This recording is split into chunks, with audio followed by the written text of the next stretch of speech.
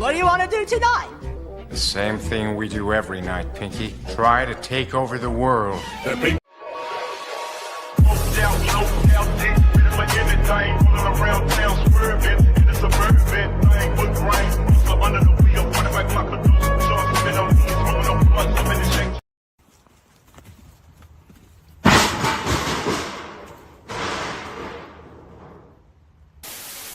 Black Air Force energy. Are you ready for this?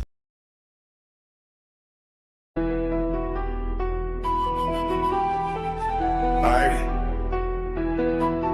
This right here be future.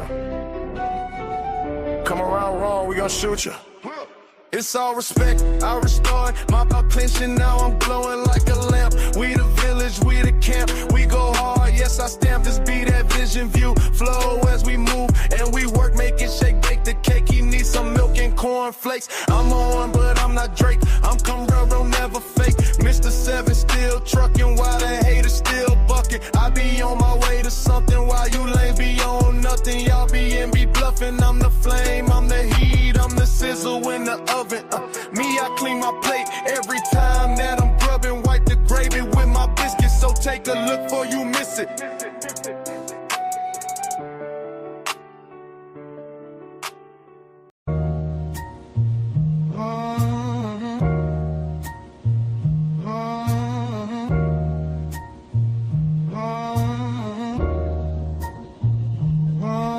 Mr. 7 on the jacket, sharp tongue, I digress. My mic is muted in the system, still they feel me through the stress. Never turn my back on family, on the ones that held me close. I was standing in the crossfire, turn that pressure into growth. You can change the way you move, I won't bend to every trend. Took a hit, kept on pushing, wiped the blood, grabbed the pen. Mr. 7 still here, still here, still here. Yeah. I took a hit, kept on pushing, made the doubt disappear. Never turn my back on those I love, that's etched in my skin. You can change, but I won't, I don't fold, I begin. Mr. 7 still here, still here, still here. Hey, even when my mic is muted, they gon' hear me in the air. Peace sign up, that salute. Third eye, why that view? I was quiet in the room, but my scars all spoke the truth. Did the dirt, did the healing, now I'm guarding what I earned. Every lesson in the ashes, every bridge that had to burn. You can chase a quick image, I just chase a clearer mind. I don't grow into pretending, I grow solid over time, yeah. Mr. 7 still here, still here, still here. I took a hit, kept on pushing, made the doubt disappear. Never turn my back on those I love, that's etched in my skin. You can change, but I won't, I don't fold, I begin. Mr. 7 still here, still here, still here. Even when my mic is muted, they gon' feel me when it's clear.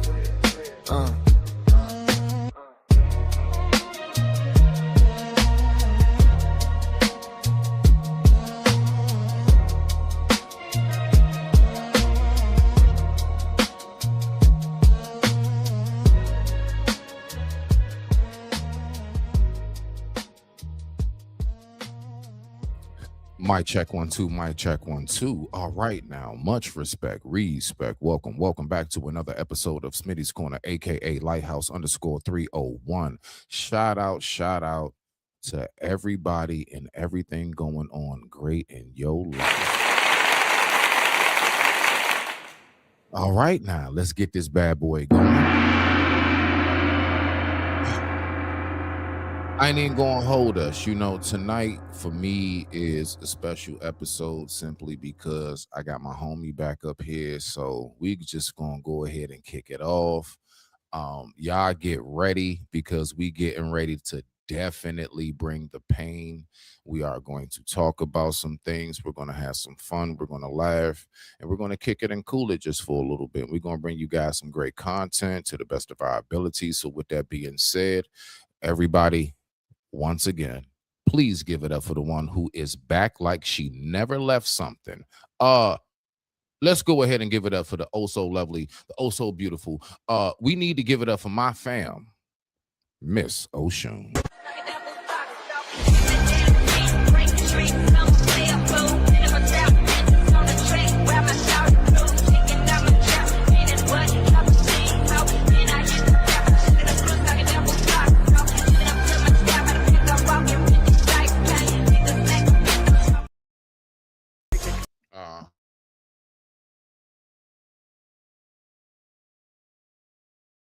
Before you say anything, you need both intros.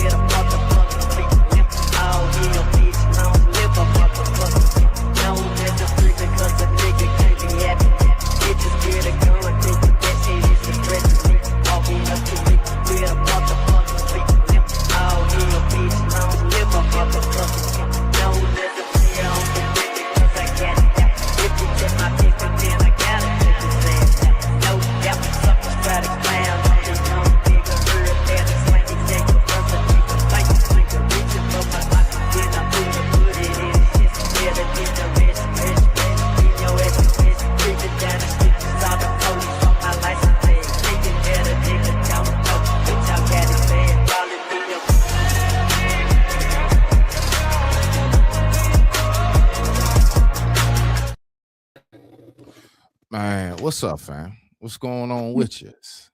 Hey, sweetie. Hey, listen, shout out. I need to give a huge shout out. And I'm sorry. People gonna think I'm strange, but What? What's up? I want to give a special shout out to Sheep Stealer.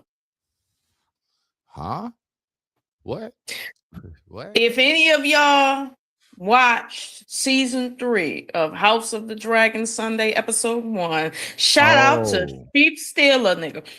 I swear to God, you get the acting award of the year, Sheep Stealer. That is the dragon in question. Like, I'm gonna Google that and redefine your intro. I'm gonna Google that and see what we got. No. See, you don't understand. You don't understand. Okay. Yeah, I like the intro. You don't understand why I'm saying shout out to Sheep Stealer, because this is the first dragon that I was like, bitch, I hope you die. Bitch, I hope you die. I hope you die the long way. Funny. I hope you die. That's funny. This nigga fucked the whole show up to the point I was like, now, if I see him again, I swear God, I'm gonna consider not watching the show and boycotting, because oh no. But never mind that, y'all. I just had to get that off my chest, okay? Because woo! You sound like how all the women treated Danny Glover after The Color Purple. First off, what the you know how like they couldn't stand his ass in real life for some decades and shit. He had to do for some decades. He couldn't. That's true.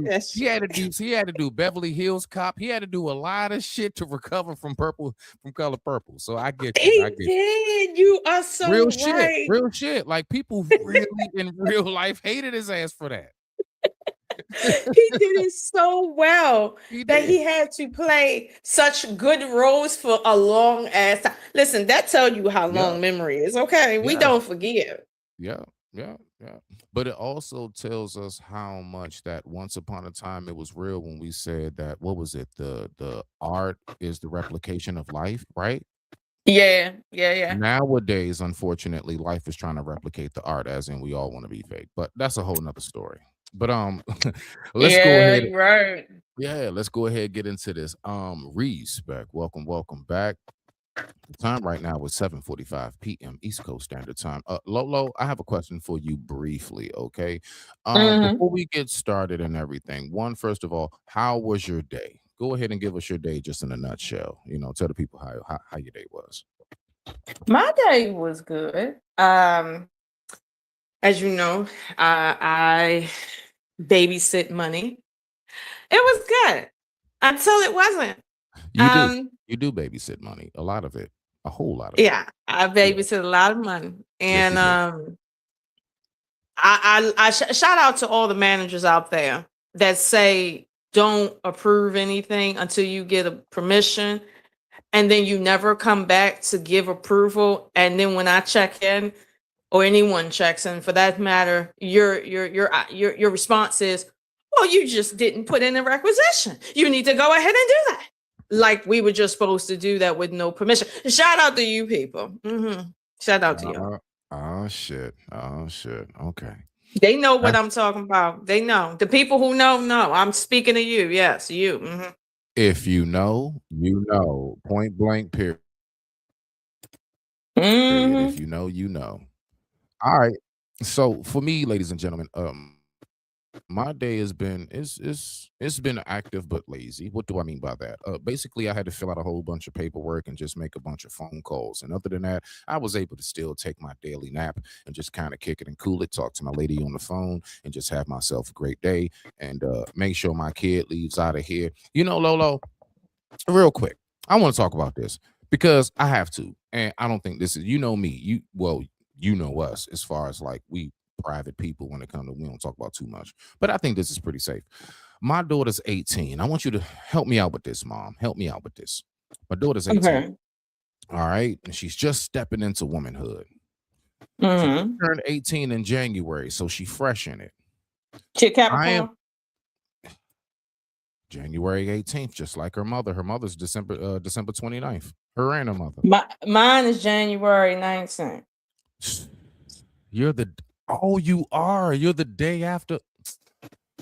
Yeah. You fam for real. Yeah, you the day after my Yeah. mama. Yeah, she the 18th, man. Yeah, so look, right? I'm talking to her for some reason. The only thing she wants to leave the house with is money, debit card, and phone. And I'm trying to tell her, because what I don't like is I'm trying to tell her, now mind you, she's one of those, she is a girly girl, but she's not girly girl in the sense of like heels and purse and pocketbook. She likes more so like the colorful, like small book bags y'all wear, you know, the little character like Pokemon or something on the back, right? So she likes that. Mhm. Okay, cool, whatever. My point is that I am trying to express to her, have you ever dealt with this with your younger ones? Expressing to them, once you reach that age, you don't leave the house with just your phone. Like you need to, if you don't carry your purse, is what I'm telling her, take with you, like when you leave the house, you should have like something you can carry your bottle of water in. You should have some Mhm. where you got your wallet, a charger, just in case your phone dies while you're out and you're near a shopping center or something. You can still call dad, I got you, right? Or your grandma, Mhm. she's nearby, whatever. But I'm trying to explain to her how adults don't leave the house unprepared. Mhm. So I mean, I don't know. Is this a phase or is this something I really should be, you know what I'm saying, concerned about? No, it is a phase. I'm having my son, my youngest son. Obviously, I don't have this problem with my oldest son. He learned his lesson when he jumped in that car and got pulled over, and now he been fighting the white man for a year and a half. Yeah, by his damn self. Me and his father looking the other way when he like, "Mom, Dad, Grandma, help!" And I'm like, "What?" I'm Stevie Wonder, Ray Charles, everybody. Um, he learned, but my youngest son, he only learned because he's watched his brother talk about that. He's watched me forget my keys, forget my wallet, have to use his debit card. He ain't like that shit. That's when he every time he look at that, he think about his money, his key, his wallet, everything. His dog chain. He think about everything because he done seen me forget shit, and then I had to call him, and he did not like. He ain't like having to spend money, and then I had to give it back to him because every time I call him, he like, I'm broke. And I be like, yo, I just gave you $50. You ain't even know about. Tell me Hey, some you look, look, broke. look, look, look. I shit you not. Just the other day, I gave her a $20 bill, and what she was purchasing was only like $7. I never asked her for the change because I was on some like, you've been doing a good job around the house. Like, whatever, keep the change, whatever. Like, I'm one of them parents, you know what I'm saying? Yeah, no, I'll never let him keep the Listen, change. listen, Okay. listen. She turned right around. She turned right around that same night and say, Dad, can you get me some pizza? I say, sure. With the change that you kept, where's that? Should be around 17 damn dollars. All you wanted was a daggone iced coffee from Dunkin' Donut. That's what she asked me for. Dad, can you give me an iced coffee? I'm at Dunkin' Donut. I sent her $20. And you asked Okay, me yeah. later. Yeah, you asked me Yeah, feet yeah. later. Like, come on now, you got money for pizza. Go ahead, order your pizza.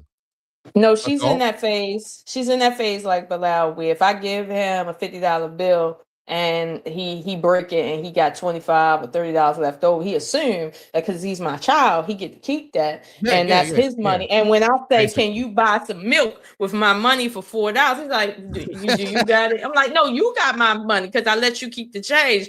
And so they think that they're in that phase of I gather all of the money and I let them spend their money. Like they're learning, let other people spend their money. Like that's what they're learning right now. I learned that when I was about 10 years old. My father gave me and my sister $5 in nickels every week. And I learned to beg him for what I need and put my money in my little savings. And of course, I was saving up to get some Reeboks, some hot tots, which was $25. And you know how long that take at $5 a week. So I had in nickels at that. And then he bumped me up to quarters. It was strange.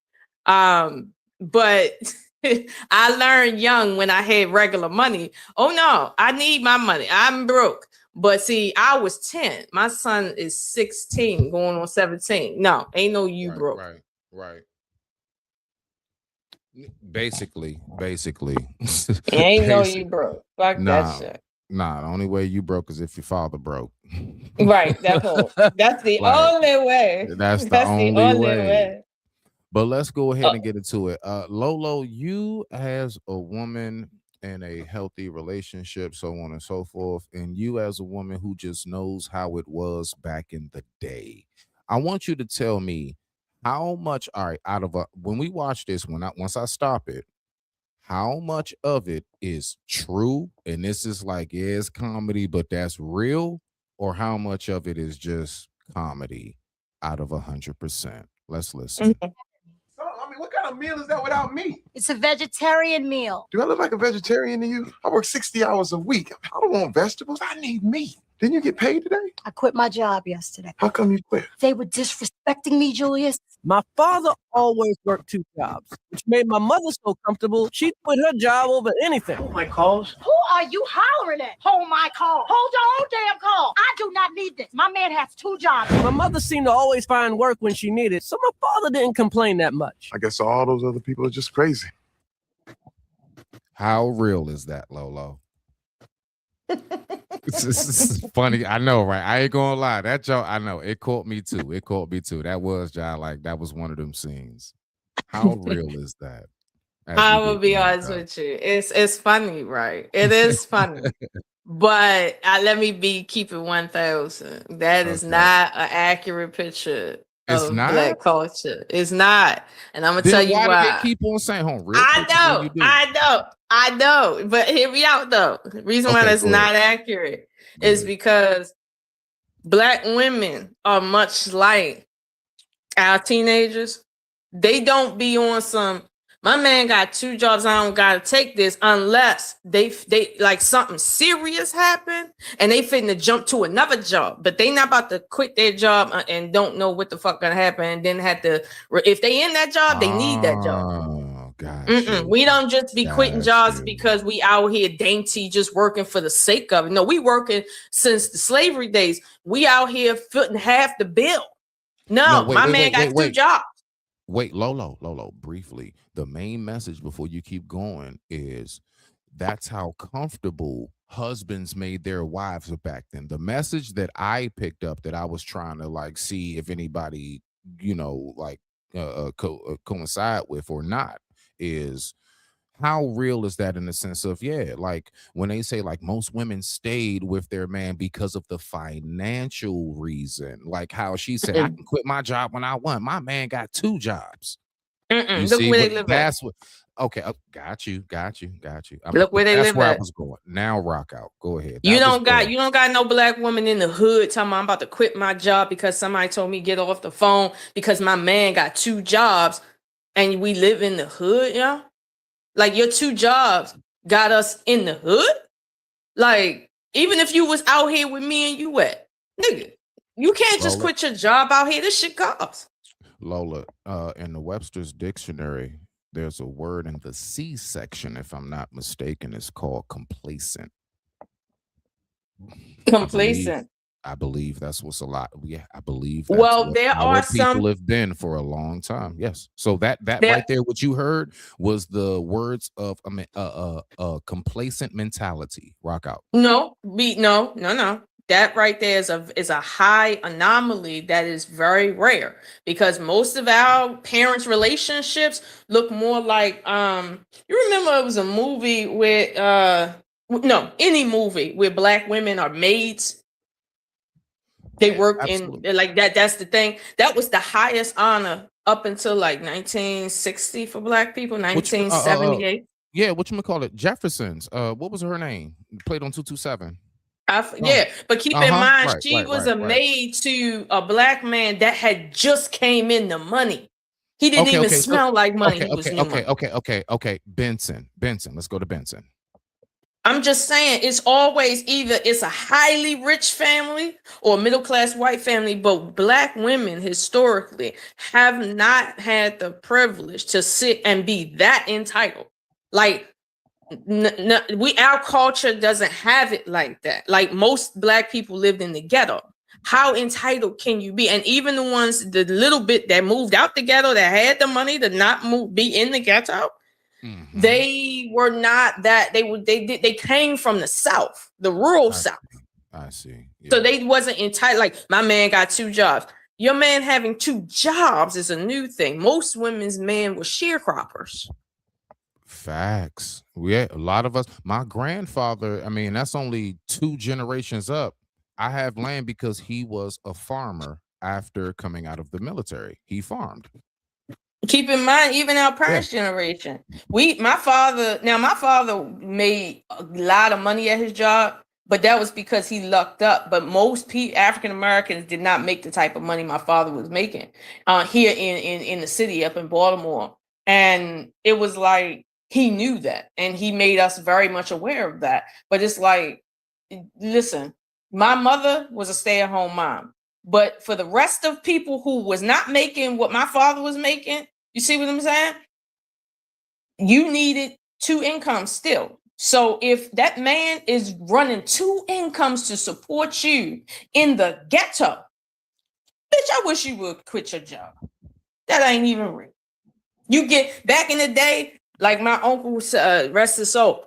Niggas used to put hands on people for dumb shit. Don't give them some real shit to do like that. Like, you gonna quit your job? All right. And keep in mind, back in the 80s was when women started to go back to school so that they could get real jobs that they couldn't quit or didn't want to quit. So, I mean, I get the comedy of it all, but in reality, if my man got 2 jobs to support me and my kids, and we live in a place where we need food stamps, my mother lying to the government to get food stamps while being married to my father, that ain't a situation a chick can be entitled with, because you can, quit your job, but then dude gonna holler back like on some other shit. Like, don't play that game. Is it possible this story is true? Yes, it is. You're right. It's fact. All right, Lolo. So let's go ahead and let's move on slowly into what we're going to be talking about today. Yes, this is going to be a little heated, y'all. Lolo, what we're going to do for this short in particular, I want the whole short to play through because it is just short. And then as soon as it's done, you already know, ladies first, you got the floor, and I'll give my take on what it is that I think. Okay. So let's go ahead and listen to this right here. Let's see what we got. I come to America and I was looking for community. And to be perfectly honest, I met a lot of African American actors who, as I started to gain a bit of success, I could tell they felt threatened by my presence, by what I was being afforded, that they felt they should be being afforded. Oh, man. And I was terrified because I had just now been afforded the opportunity to play Oprah Winfrey and Forrest Whitaker's son. End of flashback. Few moments later. Can you move it along? I'm all out of time cards. If you take the Nigerian accent like this and you slow it down, you put a lot of slavery in there. Facts. And then you start to put a little bit of subservience in it. This is what starts to happen. Yeah. to the Nigerian accent. Man, It goes this because literally, if you're down here and you start to speed it up, and then you start to take all the thing out of it, then before you know it, you're talking like this. now we are free again. Now we are free. We are released. Hey, That's how you do it. smooth transition. You see that? Damn. Can you try it? You have to study it. The following Thursday. That I want to apologize unreservedly to all those who were rightly offended by my comments on the 154 Africa podcast regarding Southern accents. It was a wrong thing to say, and it is not how I feel. I have nothing but deep respect and great love for Black people of all kinds, especially those from the American South. Reducing a dialect born from the richness and resilience of Black Southern culture to anything less was careless and wrong. All I truly care about is lifting up my Black brothers and sisters from all places through my work and my words. Please forgive my failure to do that in this instance. Signed, David Oyelowo.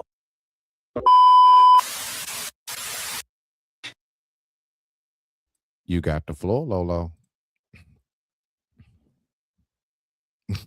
Let's rock out. He meant what he said. I hate when people apologize later like that. Like, you meant what you said. What you said cannot be apologized for. That's how you feel. And here's an issue I have with Africans, right? One thing they miss about African Americans is we prefer our races honest. That's a fact. That's a fact. Like, I don't think they'll ever understand that about us because of chattel slavery. It's almost counterintuitive. But no, we prefer for you to be very, very blunt with us about how you feel about this. Like, we don't like you if we can sense that you are not honest. The second we sniff and smell that you feel one way, but you talk and jive another way, listen, that's treason, okay? As far as like what he said about Southern accents, I mean, he has a point that Africa has influenced America through the transatlantic slave trade. He has a point. He has a point on how. No, I didn't say he has the point. I said he has. No, I didn't say he has the point. I said he has a point that Africa has influenced American culture, just what it is to be American through the transatlantic slave trade. However, there are other factors that factor into why people speak the way that they speak. For instance, he spoke about African American culture, but he didn't speak about the first African American culture, which is in Brazil and in Haiti and Jamaica. Like, where do those accents come from? Were they not taken from Nigeria? Were they not taken from Ghana and brought there first? So why is it that you're trying to act like African American accents come from, you know what I mean, your country, when you would be better off making the claim that Ghanaians and Nigerians, you can hear that in Brazilian. You feel me? Because that's where they at right there in the Congo. They in Brazil. They have the highest amount of Africans in the diaspora outside of Africa, because that's where they dropped them off at first, and then they took the boat north. So I thought it was like Jamaica, Cuba, then South America, or am I correct? No, nobody go up and then come back down. They went across the Atlantic, because that's the shortest path from the coast, from let's say Ivory Coast, Liberia, and then you follow it, the wind current right to straight across to Brazil, and then you bang that right and take it on up north, and then you start going to the islands, and then you hit Florida, and then you hit the Gullah Islands, and then the next port was Maryland. So, I mean, this right here is what I'm saying in terms of just knowledge base. Like, he has a point. African accents that do play a role inside of American accents and culture, but it's not to the degree that he's giving it. Like he said, you just slow this down, it's the same thing. No, sir, it's not. And it's strange that, you know, Nigerian accents cannot be slowed down. They can either be Nigerian or they can be American. Nobody has ever mistaken an American accent for a Nigerian accent. No one in the history of niggerdom. Well, I would say this part, right? My whole thing is when he transitioned and said, Yeah, because if you put a little of this in there, sprinkle that, you get slavery on our side. But once you go ahead and talk like this right here, now you're free. Like, No, I'll tell you this, what? right? Like, hold No, on. no, I'll tell you. Wait. Let me Go make this ahead. point. Yeah, let me just finish making this point. And I'm saying to myself, free. But yet in Nigeria, you all are fleeing so many places to the point where you're being banned all over the world. There's like literally red flags for specifically Nigeria coming to almost any damn country at this point. Secondly, now we are free. You mean the same place where you guys speak French because you were colonized? You mean you're free as far as everybody runs Africa except Africans, even the goddamn Chinese right now? Are we going to play these games? Who's free? I digress. My mic is muted. Rock out, Lolo. That's a good question. Who the fuck is free over there? But see, here's the thing: you have the Irish accent that plays a big role over here, and people don't want to talk about that, especially white people.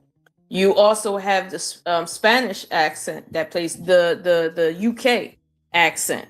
That's big up. The European accents overtake the North. The British accent is overtaking the South. You mix that British accent with some of that Spanish accent, then you mix it with some of that African accent, and then you mix it with that Indian accent. Because there's some words here that don't come from none of those cultures. They come from pure American accents in terms of what was already here. I mean, you got what you have in terms of an American accent. And keep in mind, our accents have changed since the days of slavery. People didn't speak English the same way they spoke in 1598 to now. That's a fact. Ain't nobody saying ye, they, and thou no more. Facts.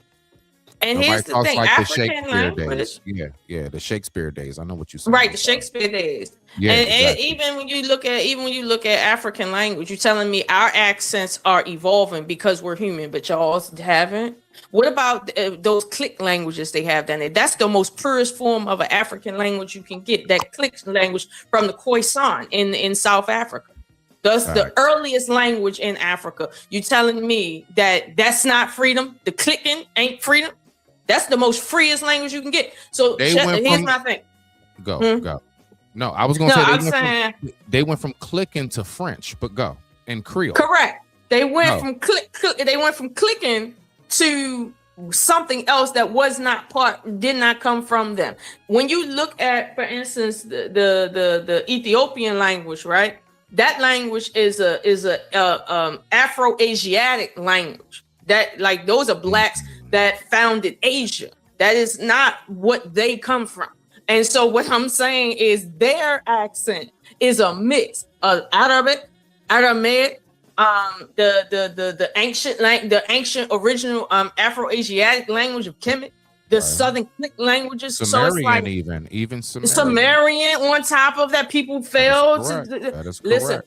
The best thing people like the gentleman in the video here can do is to respect the fact that even though you might think your culture is the best culture and it gives everybody else culture, right?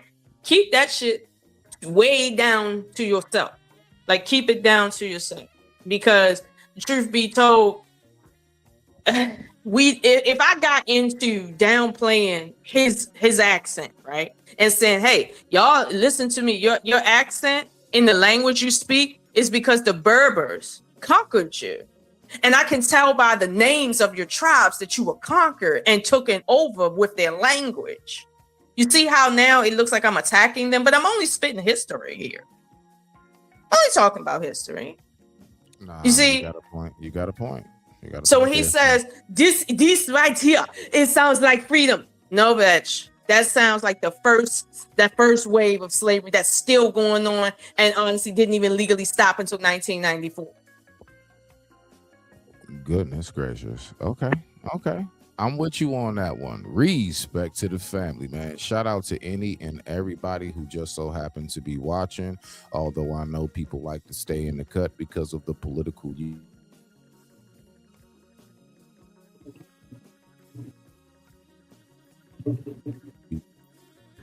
Oh, heck. Hold on. Is this playing?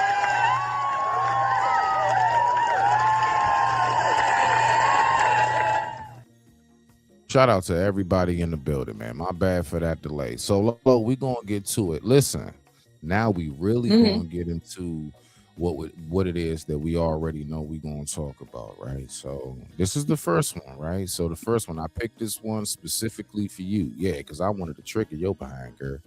All right. So, let's go ahead and start off with the Somalian.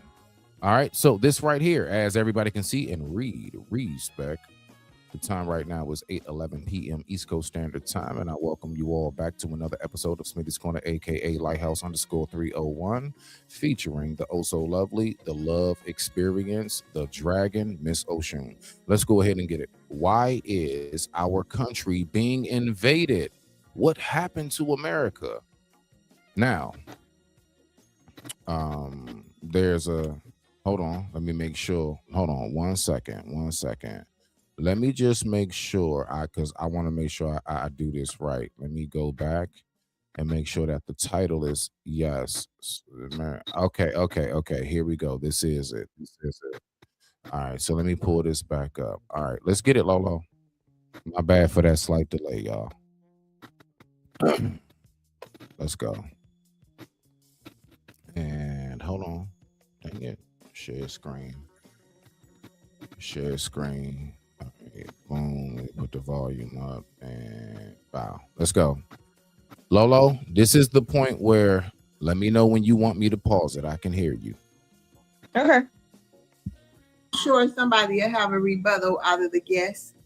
No problem. Go ahead, Queen. Why is our country being invaded? This is the Somalian woman asking the question. What happened to America? Yeah, invasion is like a war term. I don't know about that. But if you live outside of America, you'll know that there are companies. All they do is they, for instance, need nurses or they need certain kinds of jobs. They go all the way to China to promote people to come to America. As we're gonna give you this, we're gonna give you that. This is happening. If you don't know, because a lot of the American-born people. They don't go outside of America. A lot of them have no passport, so they've never been anywhere outside of America. So they think that we are invading America, but we're not invading America. There are promotional tours that a lot of people go to different countries, and they ask for people to come to America. So are you telling me that doesn't exist? If you go and research, you'll find it.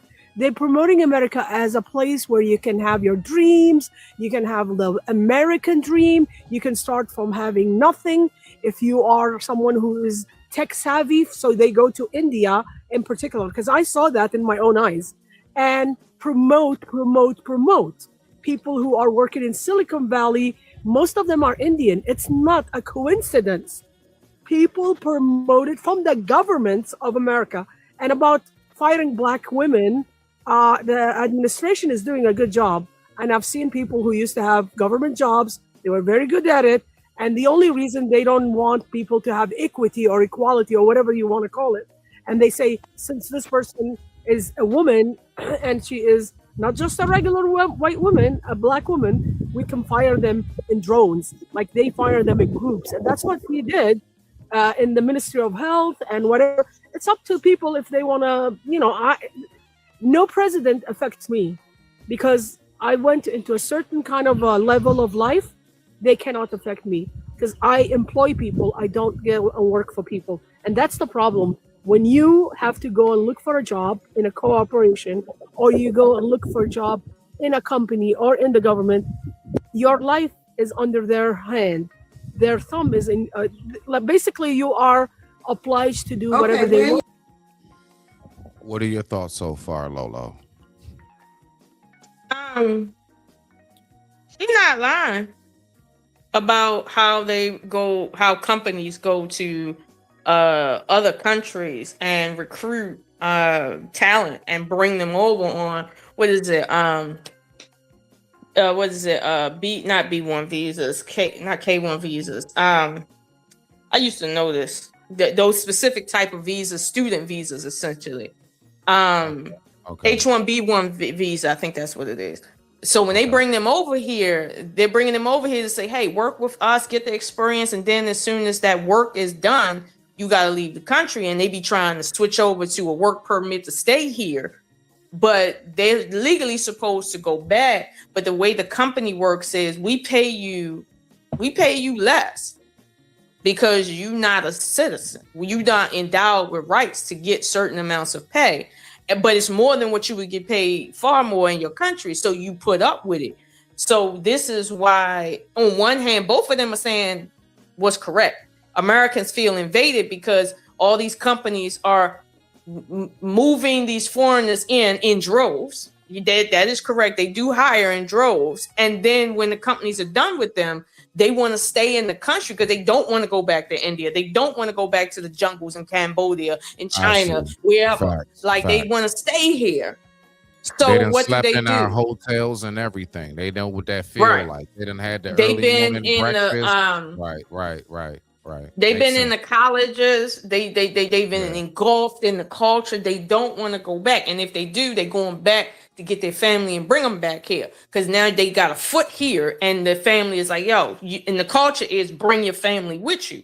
So the one side is saying the truth, which is this is what's happening. This is why and how we are getting here. We're not trying to invade.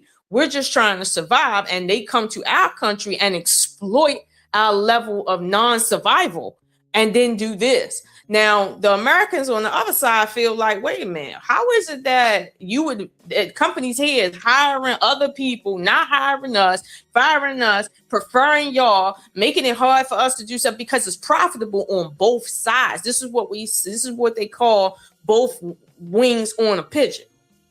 It don't matter if it's the right or the left, it's the same pitch. The companies, the government entities that are benefiting from that benefit from both sides.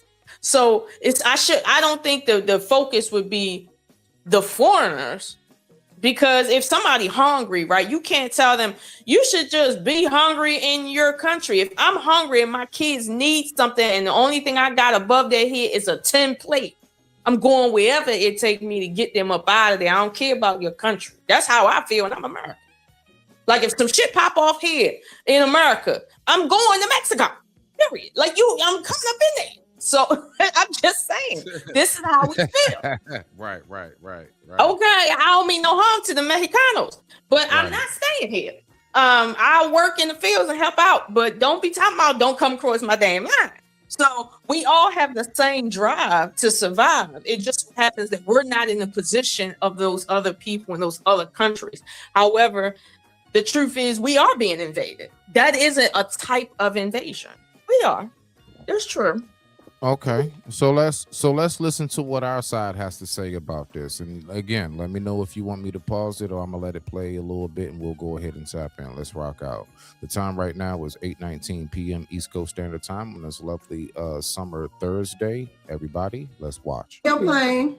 Thank you. I landed. Okay, I just want to clock her tea real quick because let me tell you something, ma'am. A lot of us are well traveled and we all have passports. The majority of Americans have passports. Got a rebuttal too after you, so yes, ma'am. I just need to let her know we are well traveled and we do have passports. And those licenses, licenses y'all using, baby, y'all. I got you. Okay, I need to stop right there before we get into too far into the weeds. What she just said was a lie, and she knows a lie. The majority of Americans cannot afford their rent or their gas and electric. The majority of Americans do not have passports. Okay. The majority of Americans have never traveled outside the state they live in. The majority of them.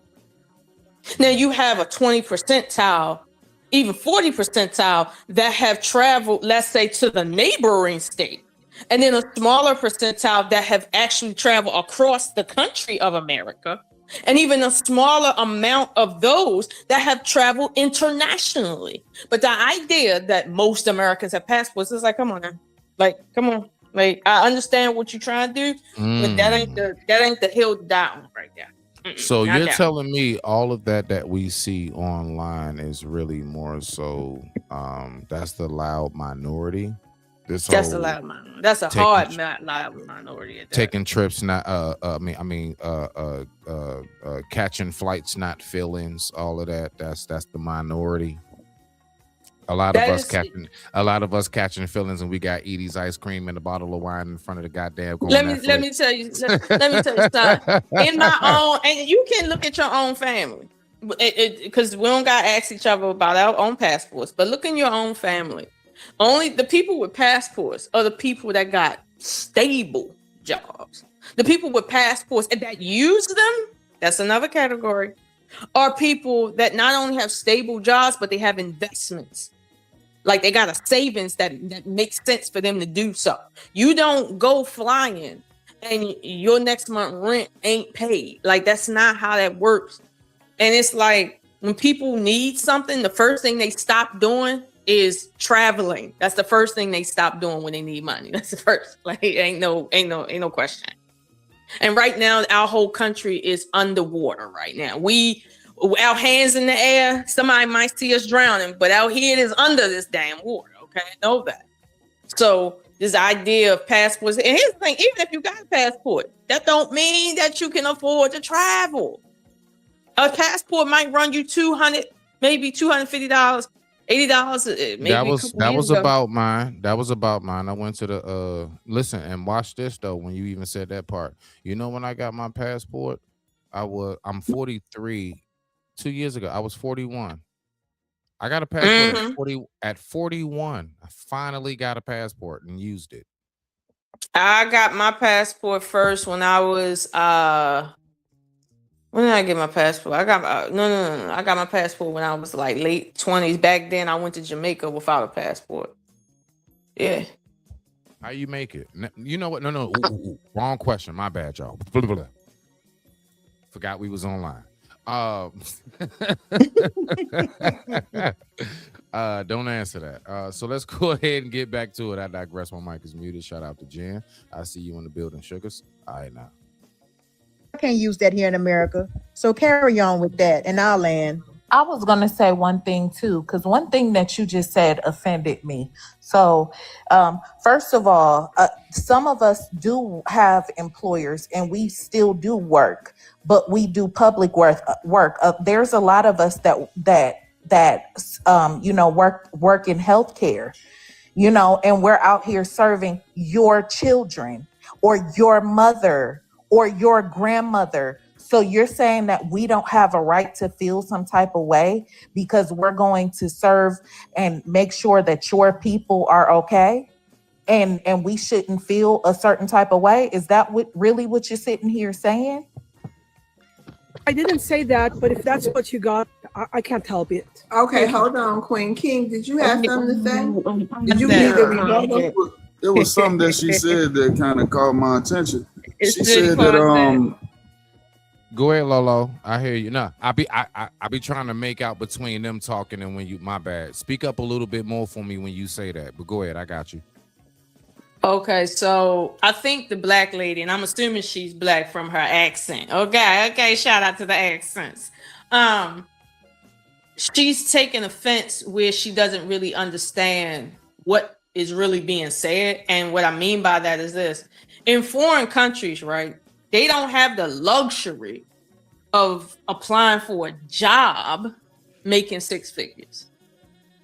That's a luxury. You get a job, middle class, a job you can just show up at, and you in middle class just because you got the job. Out in foreign countries, especially third world countries, everybody is a business owner. You either you working on a farm, selling some shit, and I mean your body if necessary. No, facts. Street hustle. Street hustle. Street hustling. Vendorship. Being a successful street vendor over there is equivalent to having a career here. That's that part. So when the lady said, I don't report to nobody, I own myself, from her perspective, that is freedom. From our perspective, I will be goddamned if that is my life.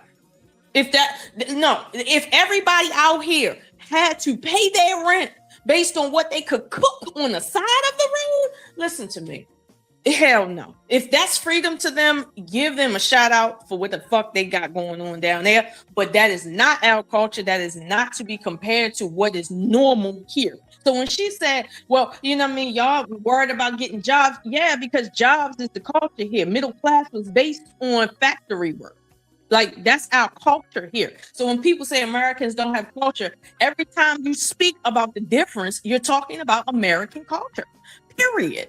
And if you don't like American culture, you're free to do whatever the fuck you want to do. Now, granted, we have entrepreneurship here. That is also a part of our culture. But let's say the meat and the bones of American culture is stable work that benefits the country. As JFK said, ask not what your country can do for you, but what you can do for your country. How you gonna do that if you're a vendor on the side of the fucking road? The black woman understand, but she don't understand. Facts. I'm just saying, if I pull up and I'm in your country and I say, hey, it's pretty hot out here, I want a slushie. And I pull up to your stand, where can I get a slushie? Right over there, my friend. And I go pull up and you got a huge block of ice on the ground with your dirty ass bare feet blocking the ends of the ice so you can break it up and make me a slushie. I need to roll out. But anyway, I'm just saying. That's 1,000% the truth right there. I don't care about you being like that. No, I prefer to buy my slushie from a fucking company that gives jobs to people that have regulations. Bring me back to America where we got King Smoothie. Basically. Okay? And people with jobs that work there. Now. That's right. And managers and supervisors and regular people and the trash people jobs. Listen. All of that. And we know inspection comes through randomly at any point. Yeah, so you have to that keep insurance your shit together. Hold on, not even just that. You ever seen them pass out the food in them street vending places? And you know, me as the hygienic person or OCD that I am, ask my girl about me. I'm trying to tell you now. I know. I randomly, I'm trying to tell you. And when I'm looking at them serve, I'm like, so when so they give the dishes back, how do you clean them and give it to the next person? Where the sink's at? I don't see no yellow gloves that go up to the elbows. I'm not seeing not a bottle of Dawn in sight. Your shirt looks like you got done changing oil before you made the food. Literally, your hands and shirt look like you just got done changing the transmission. You just dropped the transmission and came over here to serve some camel and rice.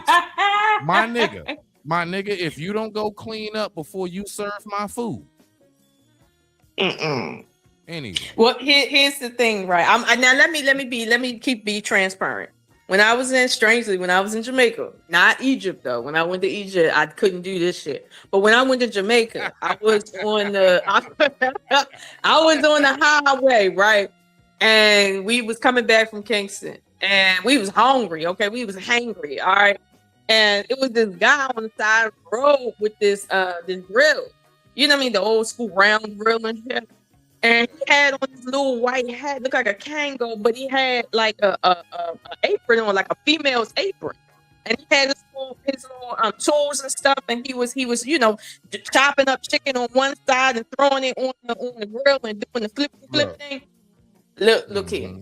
I swear to God, I got a sniff of what the fuck that nigga was cooking.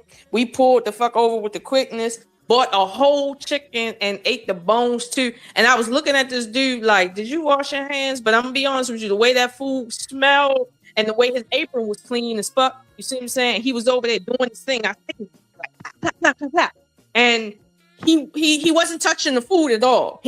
But I was like, you know what? I'm gonna give you a chance. But in my country, I wish the fuck you would be out here, no goddamn gloves on, standing over this motherfucking food with this damn meat. But I gave him a pass. But see, in India, in the Middle East, I'm not going for none of that shit. No. I need somebody that got a job to do. No. Nah, okay, Lolo, hold the heck up. I'm gonna find this shit. Hold up. No, you ain't. No, you ain't. Don't do it. Yes, Don't do I it. am. I know what you about to do. Don't do I'm about it. to find that shit right now. I am not playing. I just pulled up a video, right? So Lolo, hold on. You a mess. How you gonna do this? Max.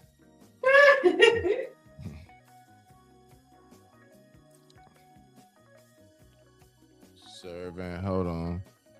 Serving street food. All right, here we go. Y'all just bear with me. I got to. So Lolo, let me ask you a question, fam. Mm-hmm. You ever seen them times in the hood where somehow, some way, you know what I'm saying? We got Spanish people in our neighborhoods, right? And these Spanish people in our neighborhoods are serving food. Do you know how they serve food, Lolo? I'll be honest with you. I don't know. Yeah. And I'm gonna pull this up. Lolo. I only know the Spanish people that work in the Chinese shop. Like You said you only know the Chinese. The Spanish people that work in the what? In the Chinese shop. in the Chinese shop. That's the only Spanish people I know. All right. So hold on. So I'm gonna pull this up because I absolutely have to.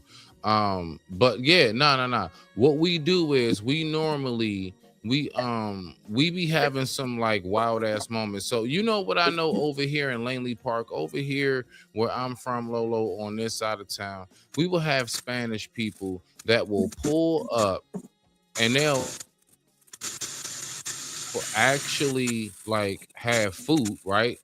They'll have their food inside of right here. Boom. Here we go. All right, so boom. All right, so let me pull this up. Here we go, Lolo. Mm-hmm. Lolo, this is a real thing in America. I can't see it. Hold on. Boom. You can see that? Okay. All right. This is some real shit because it happens right here in PG. Coffee cart. That's nasty. wait. Is he making a corn? That looks pretty good. When they come over here, this is how they start. It looks all right, man. Our sandwiches are better. That's true. There's no way he has a permit for this, right? Wait, hold on. What is that? Is that hot sauce? And lemon juice? Is that good together? No, it's probably not good. That's shaved ice. That sounds really good right now. That does sound kind of refreshing. With fruit punch. I could really go for one of those. You know what? I'm gonna do something about this. What, are you gonna call the cops? No, I'm gonna go ask him for one of everything. Wait for me. Hey, yo, this dude's making food out of a... Yeah. They come over here and make food out of shopping carts and make big bread. Go up to one of them Spanish women in the shopping cart that got the empanadas.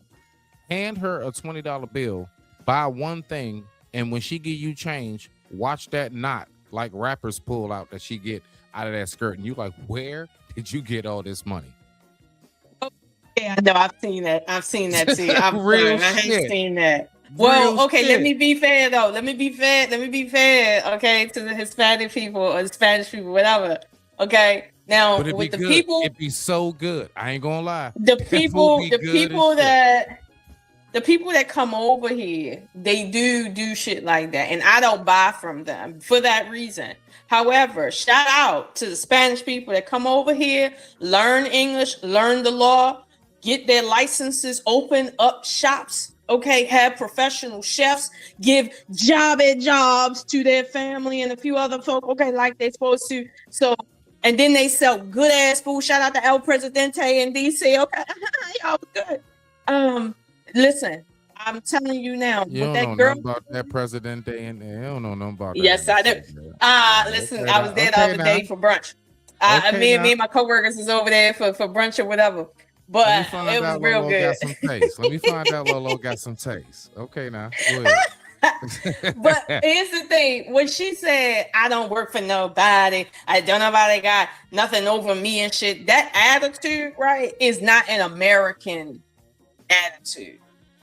Our attitude is you start it from the bottom and you keep your head down and you work your way up, as Out in the mud. moving out. So it's like you don't turn your nose up to a job. Like some people prefer jobs because they just don't want to be overly responsible for. Because let me tell you, most businesses fail. Okay, most jobs only fail when you don't show up. So the bet is better on the jobs. But our job market here is way better than anybody's job market in any Spanish country in the Americas, any third world country in Africa, any first world country in Africa, anywhere in Asia except for China and maybe some parts of Taiwan. But or let's shout out to Japan. Okay, shout out to y'all. Y'all are doing it up better than us. But we don't got to talk about that. I'm just saying, I'd rather have a job. They are aliens. They are aliens at this point. I have seen this shit go on over there. Yeah, they want they connection. got vending machines that dispense hot noodles, like, bruh. That part with heated pork. Not the heated pork. Now I take noodles. I don't do no pork. But see, I mean, you already know. I'm just saying that's big over there. You know, they got public bathrooms outside that it gets smoky when you come in, so you give you privacy, and it costs like 50 cents. It's touchless. Yep. It's literally touchless, and I'm sitting here like, we don't have that here. Yep. So shout out to them out there for doing it big. But here's the thing: nobody out there is talking about, I don't want no job. I don't want a job. Fuck a job that's beneath me. The only people that think jobs are beneath them are these people from these third world countries that want to come here and tell themselves they're superior and shit. And we already know where that conversation is going. So you don't think that it's more of us as American people that have that mentality? Consider we're the spoiled ones. I would think not like that. Oh wow. Not like that. Not like that. Our Americans here will say, like for instance, like my son said, he didn't want to get a part-time job cooking food. He wanted a part-time job doing something that was more in line with what he wanted to do when he graduated from school. And he says, hey, I know how to code. I know how to work all sorts of AI systems at the background. He knows systems and signaling. He's like, I don't have to flip burgers. I can do something else. So he is turning his nose up at certain jobs, but not at having a job.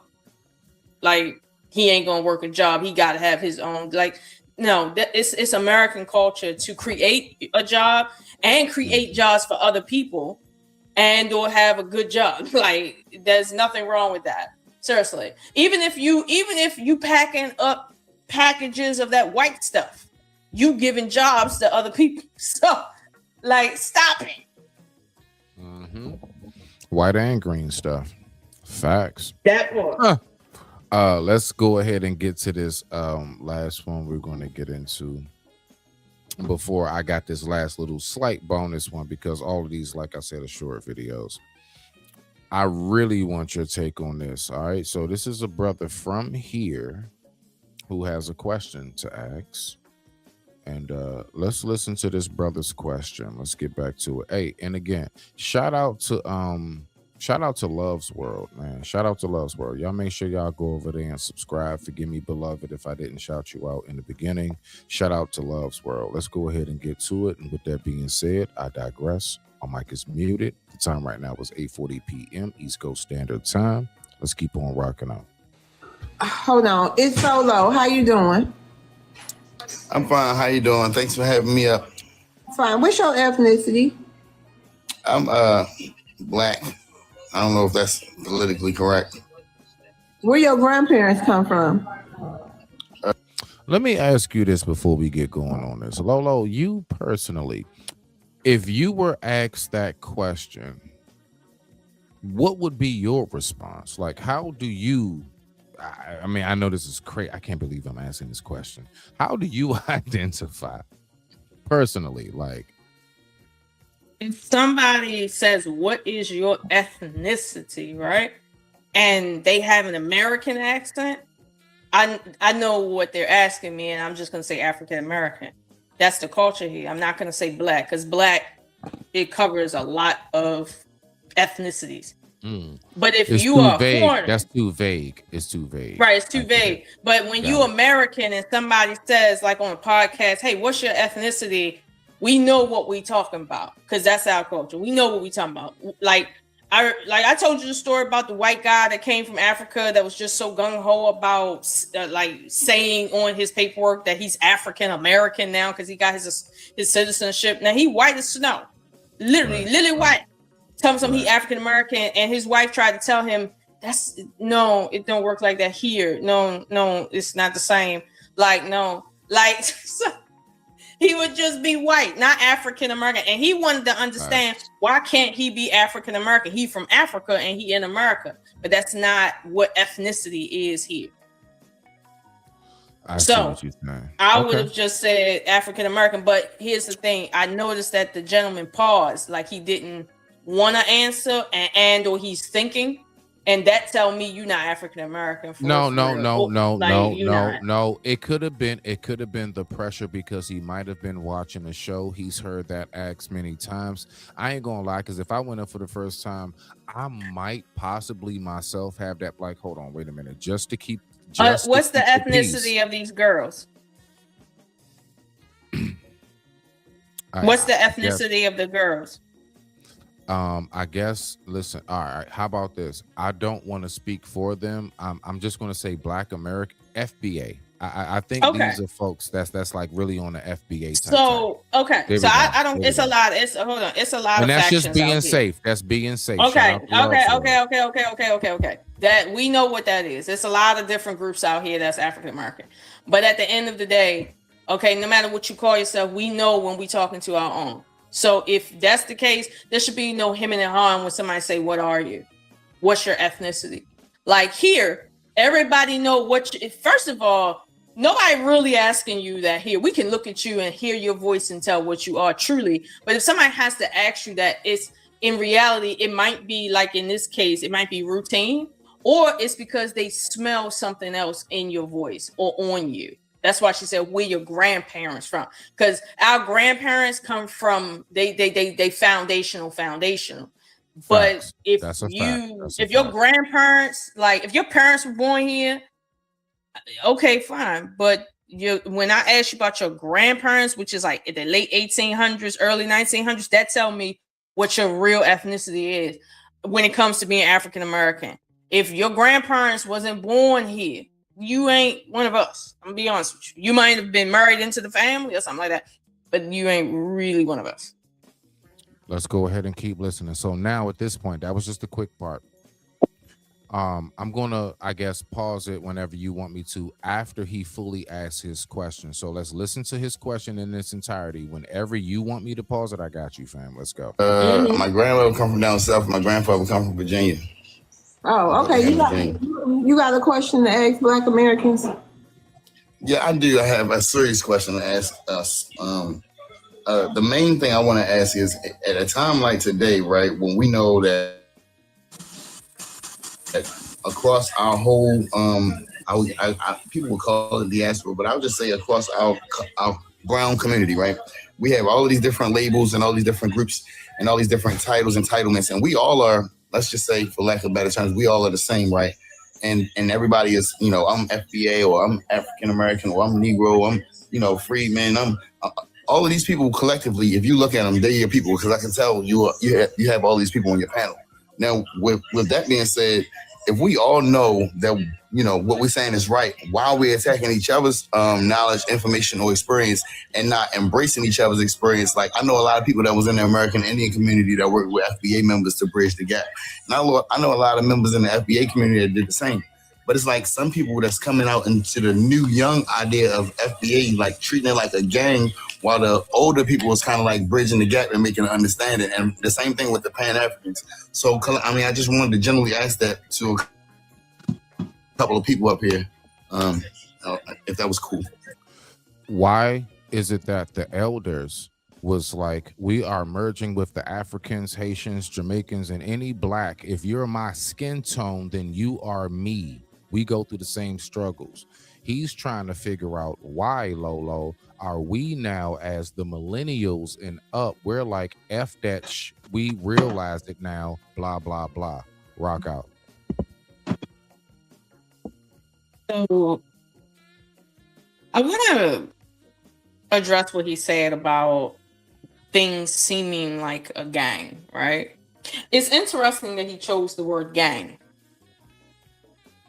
And very interesting, because nobody calls, the small hat community a gang. Nobody calls the Italians a gang. Nobody calls the Serbs a gang. Nobody calls the Chinese, the way they be with each other, a gang. Even though they got gangs out here and over there. And like, nobody calls them a gang based on how they deal with each other. They do not allow no black person specifically to come into their ranks and tell them anything. Nothing. Period. Not about them. Not about what affects them. Not about their country. Nothing. So nobody says, y'all acting like a gang. Ain't we all human? Ain't nobody stupid enough to sit and say that to them. So when he chooses the word gang, that tells me you might not be telling the truth about your parents being from the South. You might not be telling the truth, because nobody from the South just calls black people gangs. The people that call black people gangs are the people who are not a part of that culture from that ethnic group. Call them gangs for being an ethnic group. When somebody asks you in a black conversation, what is your ethnicity? They're trying to gauge how they should engage with you. If you are FBA, African American, whatever, they're going to engage you as one of their own. But if you call in and you from Haiti, they're going to deal with you differently. And that's how it is in the world. You are not going to be from Burma and call into a Chinese podcast and think you about to start talking for or with China about what the hell they do in China and what Chinese people culture is.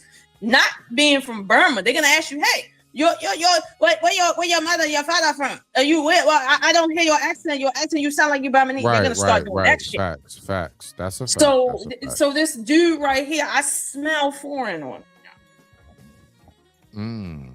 Let's listen more. I smell porn. Let's listen more. All right, let's rock out.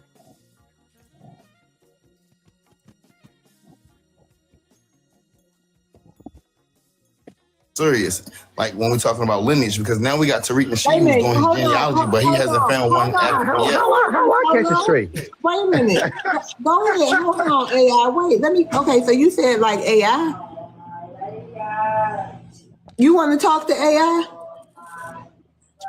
Nigga, be direct, nigga. You can unmute yourself, Solo. Oh, I didn't know I was muted. I was still talking. So, yeah. AI up there. If you want to talk, I know. Okay, so prime example, 05 and AI, y'all both, I guess y'all feel strongly about helping the people, right? But I've watched y'all a lot target or troll the people that we look at as y'all equals or y'all comparatives or y'all brothers in arms. But what I see y'all kind of like, taunting people with. Are the Africans, Jamaicans, and Haitians our brothers in arms, Lolo? And sisters, brothers and sisters in arms. I'm gonna be honest with you, right? That's a hard question, because that's a hard question, and I'll just say this, right? I'll just give you context. During the civil rights movement, you had Jews that marched alongside Martin Luther King, right? Because they felt like they had a similar struggle. Now, riddle me this. How did the largest slave owning group in America that owns the most of the slave ships. Why are they marching with the ex-slaves for equal rights? How did that happen? So when we say brothers in arms, not every brother in your arm is your brother, and not all skin is kin. And we have understood that more in the last 30 years than we've understood in the last 300 years. Where I am, Lolo, is I've come to the point where I've recognized that the rest of the world is allowed to have whatever it is they want to have to themselves. I want you to look at it like that crowded hood house, in a sense, like that crowded house back when we were growing up type. You know, you got a bunch of cousins, aunts and uncles. There's a lot of food that we would keep in the fridge, but there's a lot of little stuff like cereals, certain sodas, and everything else that we keep in our rooms. My point is, I do believe, if you can help see what I'm saying in the correlation, I believe that as inviting as we want to be, like, yeah, there's certain stuff in the fridge, but, you know, just note that there are certain things that I keep in my room. I might even get a mini fridge just to keep certain cold items in my room. I don't want you eating up my pack of bacon, my whatever it may be, right? So my point is that I do believe that we are at a point where, well, at least me, myself, to land it, I'm at a point where I'm like, look, I definitely respect the fact of us being like, nah, we need to just kind of keep everybody else out of some stuff, because we need to make sure that we can secure our own identification. You know, I heard a African woman stand up on the podium and speak to the world on Juneteenth and say that's also a Guyanan religion. I mean, a Guyanan like that celebration, like that's also us. And I ain't going front. Listen to me now. I don't even celebrate Juneteenth, but me knowing exactly what it means now, what it stands for, and everything, I'm like, how dare you? Can you imagine if me from DC said, yeah, because y'all gotta understand, like back during the days in DC when we was hustling and everything, we was really the inspiration for the Zulu tribe in Africa. Like, what do you think would be said to me? Like, no, really, because y'all gotta imagine, just like how we move and we dance and go-go's and stuff like that, you gotta understand, I'm trying to tell you, like it's not just the Zulu tribe, it's also us. That shit would not be stood for in no form of, it would be shut down so damn fast. So all I'm saying is, Lolo, is I definitely do agree with the fact of us like really clamping down on, like, look, y'all gonna stop saying that, you know, anything we try to claim, y'all gotta have some kind of hand in it.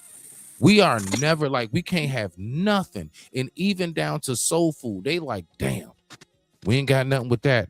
Well, just call it trash. It's trash. It's garbage.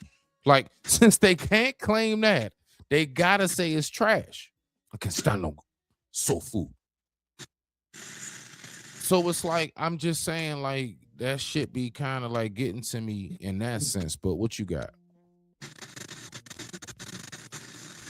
I agree with you that there's some stuff, and I like the fact that you said some stuff that we need to leave out of the hands of the majority and talk about it in the framework of the truth of history. Now, let me tell you like this. Remember when the conversation of reparations came up? And remember on Fox News, they straight up said, we don't owe y'all nothing. We might owe African Americans something for slavery, but we don't owe none of the rest of y'all nothing. Oh, they know how to tell them, y'all are not these people here, and you will not be designated with benefits like that. So that's what FBA is about. That's what designation is about. It's not to say that slavery didn't affect other people in other countries that were slaves. However, It didn't get checked until we showed up. So if you're gonna celebrate Juneteenth, you're gonna celebrate Juneteenth the same way you celebrate what is the Cinco de Mayo. You're gonna say it in our accent. You're gonna give our scholars and our soldiers their due respect. That's what you're gonna do on Juneteenth. What you're not gonna do is say this is a day for cultural celebration of freedom all over the world. No, Juneteenth is the day that we decided to create a holiday to represent our freedom. Let me tell you something. African Americans were free to some degree in the world, but the rest of the world had not caught up, and not at all. Let's be clear about that. So Africa was still practicing slavery. Like, come on. So let's stop doing this. Juneteenth is about freedom everywhere. No, it's not. It's about freedom in America. It's about the African American plight in America. That's what freedom is about. We did not free nobody that outside of America. Some people got inspired by us, sure, but we ain't free nobody. Not at all. Got you. Let's go ahead and keep on listening, ladies and gentlemen. Let's see what we got. Let me know if you want me to pause it. That's not having the same exact lineage as you, or I see people like trying to diminish other people's narrative as a joke, like how AI, when you got like 100 people in your life and you like lining up a whole bunch of Native Americans, Indians, black people, and just trolling and shit. I'm sorry. I have no issue with giving the smoke back because the fact is the world dishes it to my people. So I don't want to hear shit about when we go ahead and basically give them a plate of what it is that they cooked up. Get it, and it's entertaining for people that's not taking this serious. But if we all taking this serious, which I think y'all do, at what point are we going to work together? And the FBAs, the American Indians, the African Americans, the Pan Africans, and whoever else going to be all on the same page? Or we're going to keep letting them divide us and say this person is that person is this person. And I'm going to land with this. Tariq Nasheed finally is doing his genealogy because we've convinced him to do so, and he's not found an African yet. So all of his narrative about the transatlantic slave trade is questionable because he's been basing it off of his family, but he can't even show it in his family. And us as genealogists, that's what we've been trying to urge everyone to do. And a lot of people don't take that seriously. So given the fact that we take genealogy seriously. I heard the deal. Lolo, that might be one of ours. Yes, we take the record seriously. And we take the fact that we was reclassified from, hold on, let me turn this other phone down. It was reclassified from. So wait. Pause him real quick. Go. Pause him. He said that Tariq Nasheed can't locate his ancestors, but he's locating his ancestors that was on slave ships, but not the ones that were here. Is that what I just heard? Let me go ahead. I'm just going to give it a couple seconds back just to make sure. Let's go ahead and make sure that's what we heard. We take the fact that we was reclassified from, hold on, let me turn this other phone down. It was reclassified from wait a minute, hold on. I had to step away for a you gotta minute, go but back AI further. is here. But what was you? Yeah, I know I'm talking to him. What? I don't know. Did you go back far enough? Yet. So all of his narrative about the transatlantic slave trade is questionable because he's been basing it off of his family, but he can't even show it in his family. And I see people like trying to diminish other people's narrative as a joke, like how AI, when you got like 100 people in your life and you like lining up a whole bunch of Native Americans, Indians, black people, and just trolling and shit. Like, I get it. Pause it. You there? I'm right here. Yeah, no, I paused it. Oh, no, okay. I can hear you. No, I'm right here. No, okay. I'm right here. So here's the thing, right? I understand what he's saying now. What he's saying is when Tariq Nasheed did his genealogy, he couldn't find any of his family from Africa. Now, truth be told, when a lot of African Americans do their actual family genealogy, not that 23andMe bullshit, but their family history, you're going to find that most of us are not from Africa. People been saying that for years out here, that African Americans largely are not African in genetics. Like, yes, you can see that we have that closeness, but genetically we're further from Africa than Brazilians are. The Like we're genotype further is from not that. the same. The genotype Right. It's is just not not the the same. same. It's further. So it's like, well, under the circumstances, right? I did my family history, right? And I went back 1, 2, 3, 4, 5, 6, 7 generations. No Africans at all. I found freedmen's though. I Was found that in ballads. I Virginia? found Was like that in that. Virginia? The Freedmen's? Was that in Virginia? No, not just Virginia. No. No. But it was some in Virginia. Yeah, yeah, they No, were all I over. actually have seen the same. No, I just want to say no. That's crazy. You say that. Keep going. Cause okay. Shout out. So it's like I did my family genealogy and I went back as far back as 1805, 1790, and there are no and keep in mind slave ships was coming in here at that time from Africa. I can't find none. I find freedmen, I find a lot of things, but I don't find no Africans. So this is what I'm saying. We were designated as African Americans because of slavery from Africa.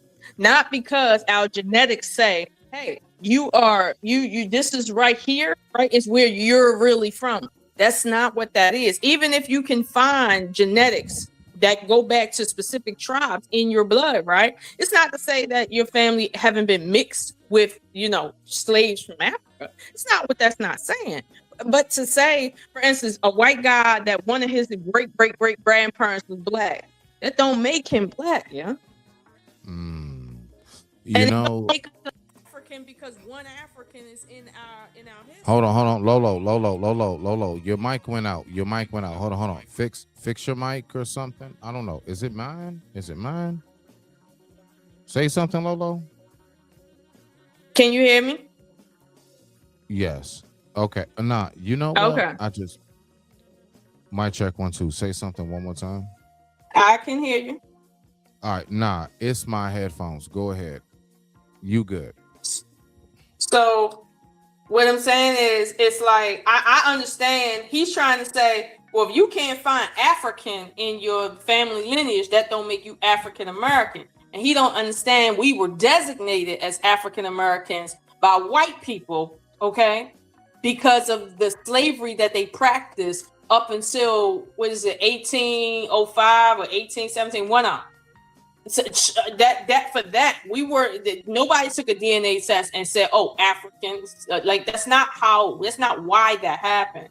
So if you can't find African in your blood, truth be told, this is why people will prefer to call themselves foundational American, not African and shit like that. But I get the sentiment though. I ain't gonna act like I don't see it or I don't get it. I get it.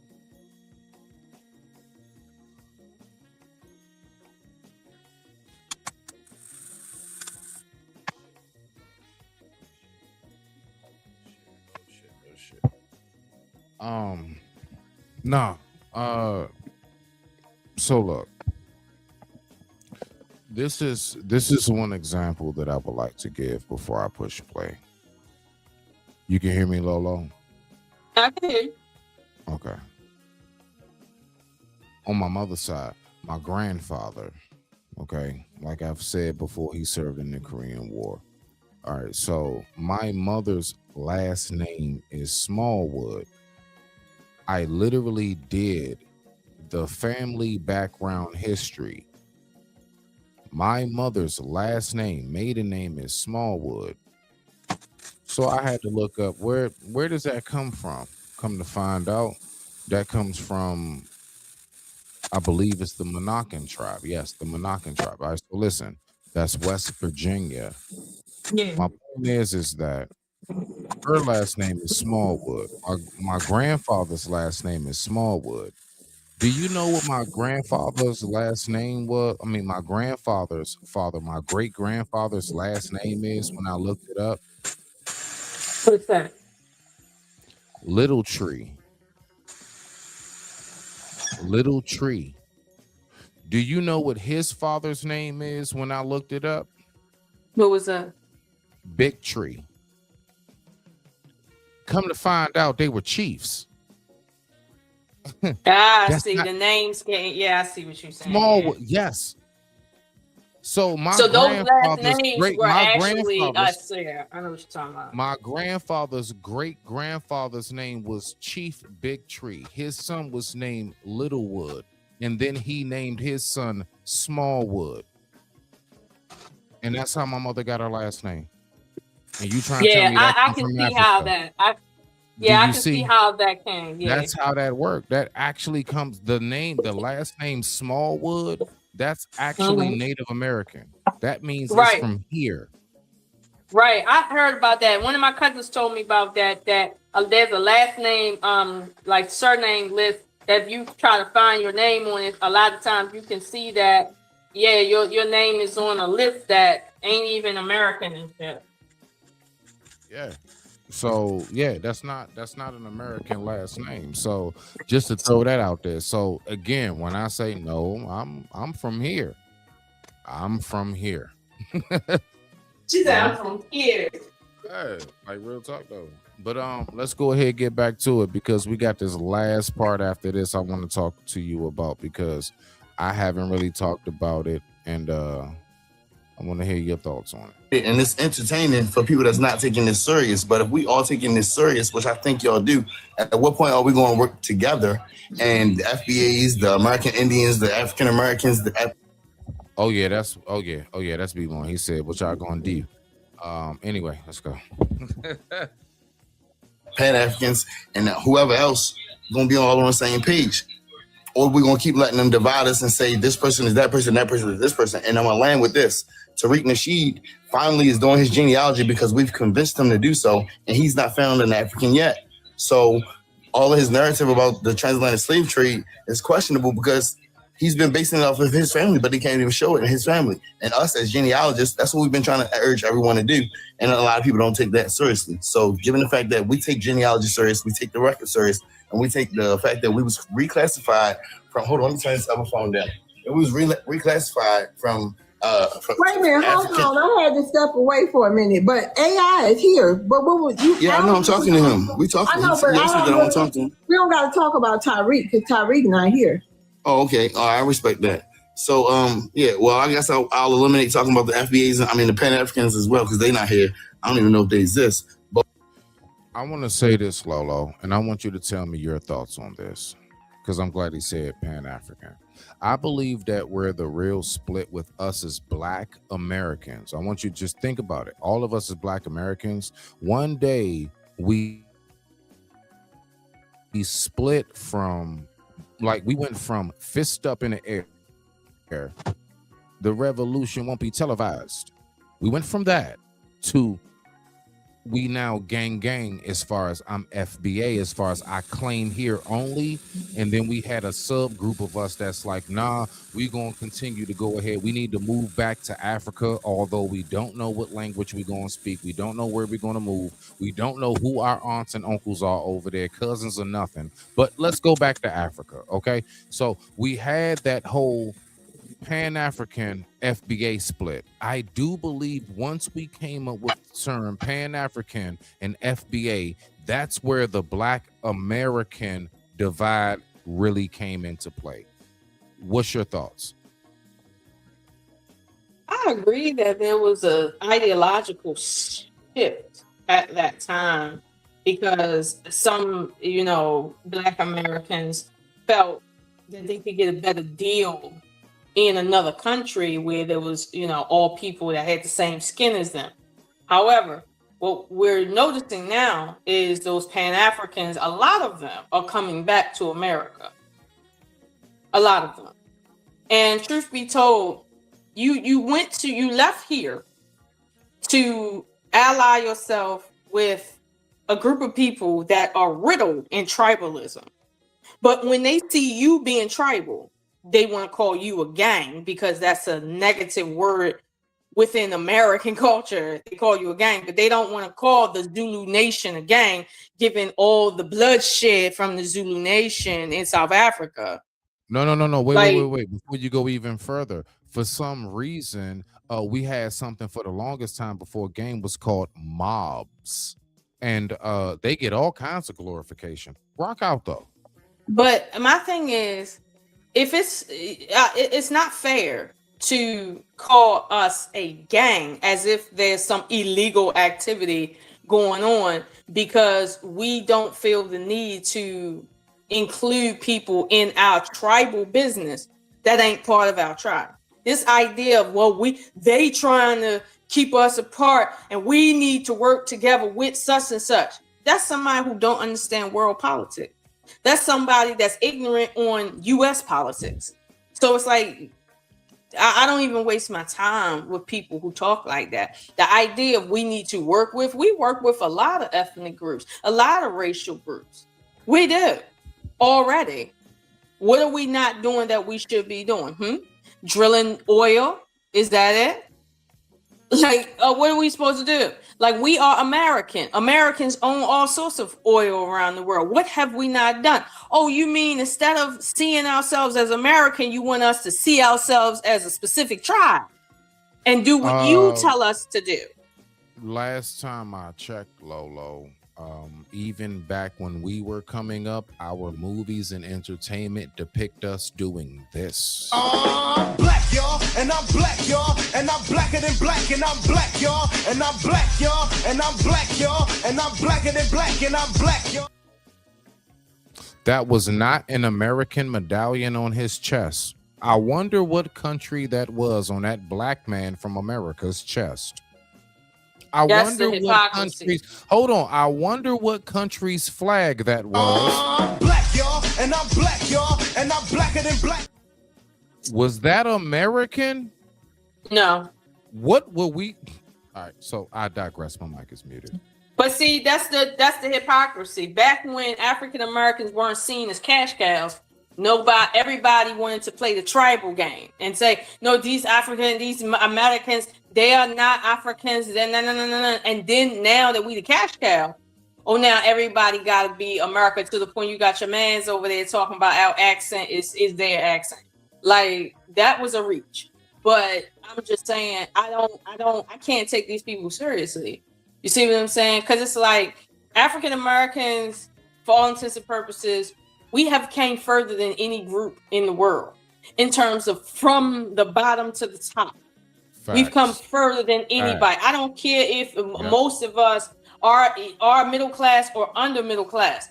We're better than a lot of people in other countries. And all the time, we are compared to the best from every country versus regular people from it. Like, if you compared our regular people in America, right, in the ghettos, to the ghettos in, let's say, Senegal, are you fucking kidding me? There's no comparison. They're not educated. Those people there don't have the same level of intellect. Their workmanship ain't the same. It's like there's no comparison. But you want to compare the people that's coming from Senegal that got masters and PhDs to everyday African Americans and say, you people don't want to work hard. Well, your whole country don't want to work hard. God dang it, Lee. The only thing I have to say behind that before I push play is,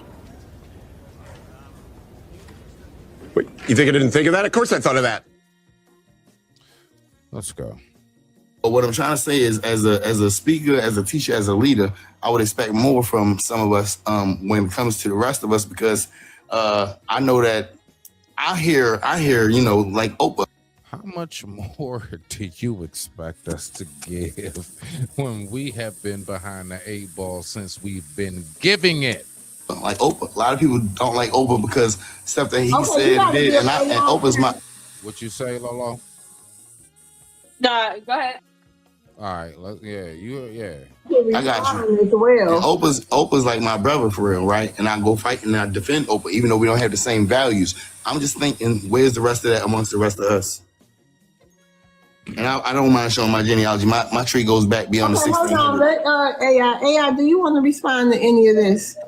I don't know what to respond to because he ain't say nothing. That's what I'm trying to figure out what's going on here. It just sounds like his feelings. I said what I said. You ain't got nothing to respond. I ain't say nothing. Hold on. What God? You said I ain't say nothing, bro. You ain't hear what I said. Then let me try to understand, nigga. It sounds like your feelings It sounded like I hurt your feelings one day. I'm good. You ain't hurt mine. I'm good. And you know what? And you know what? I apologize if I talk about that feather that you put in your head, nigga. Right. My Once bad. again, nigga. I said not taking serious to other people's lineage, and I this is what they do. You're downplaying. Wait, It's not me. It's not me. He was quiet while you sat there and rambled for 2 minutes. Hold on, Solo. Let him speak. Go ahead. Right. Yeah, I don't have a problem with you. You say something, Lolo? No, I'm listening. The wearing niggas. I mean, it is what it is. I don't say that we not indigenous, but the problem is when you try to make that the whole conversation, and that's the problem. Don't make that the whole conversation because we're not there anymore. We're in a new society right now, handling these current problems that's in front of us. If you want to go outside and wear a feather and do the rain dance, nigga, that's on you, nigga. That ain't got nothing to do with me, and I don't care if you do it or you don't do it. Yeah, you mad because I hurt your feelings, and you're not even asking a direct question. I'm not against you or what you're saying, but hold on, right? But hold on, but I'm just saying if you gonna do the rain dance, go ahead, nigga. I'm not stopping you. What he's saying about the rain dance is, Lolo, if you consider yourself as only from here, and if you don't want to connect with the rest of the blacks around the world, I guess, then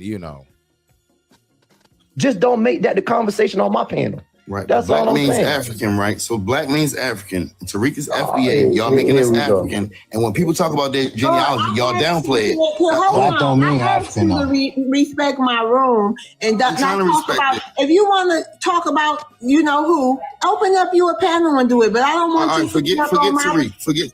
You know what? You see, and then you want to be the victim, but I gotta drop you because you ain't respecting my panel in my room. So this right here, Lolo, is something that I mean, I don't know if anybody's kept up on my channel. Not you, I'm talking to the audience as far as like I haven't really talked about this Carmelo case too much.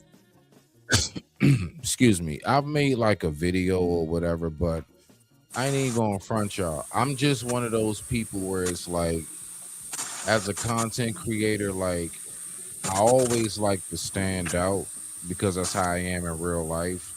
So if it's something that everybody is just like live after live, cut after cut doing, I'm gonna wait a little bit. Then I'm finally gonna do my thing, right? So I want to this is the very last one from this right here, right? So let's go ahead and get it kicked off. Lolo, first and foremost, let me ask you this one question before I push play. Now on this one, we're not going to listen to the whole anything. I really am only going to play what this person had to ask. All right, so this is a Spanish person that had a question about the Carmelo case. Okay, so I want to ask you this qualifying question first, Lolo.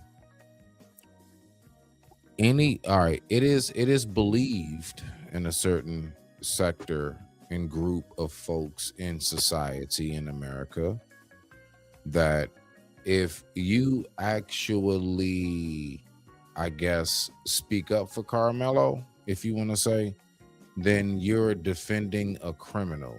What is your thoughts on that first?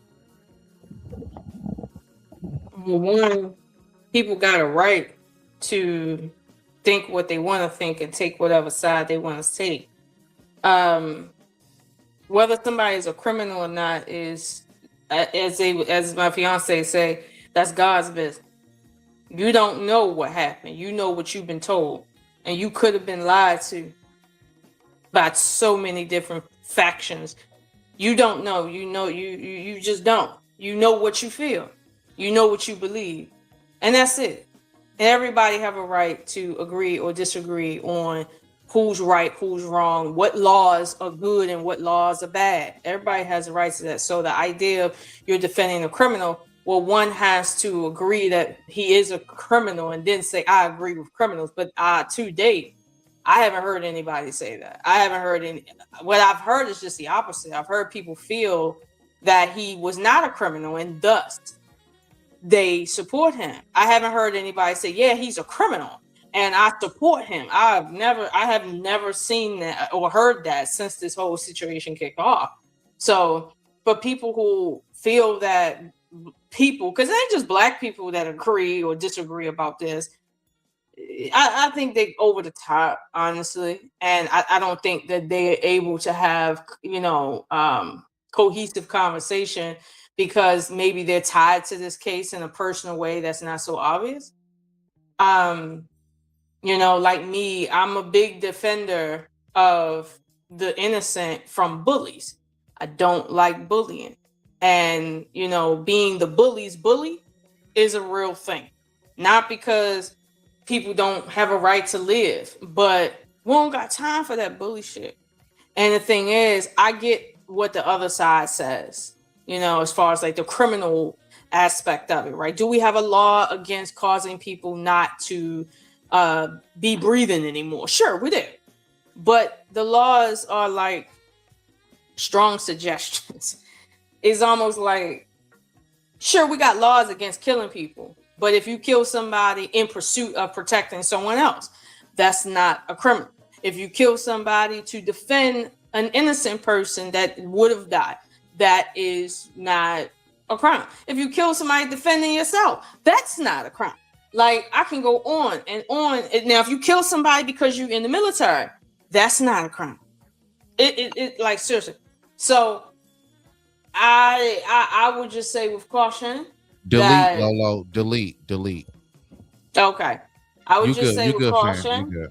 Mm-hmm. I would just say with caution that if you cannot hear somebody else's position and maintain your own integrity, that means that there's a part of whatever happened that it's really who you are.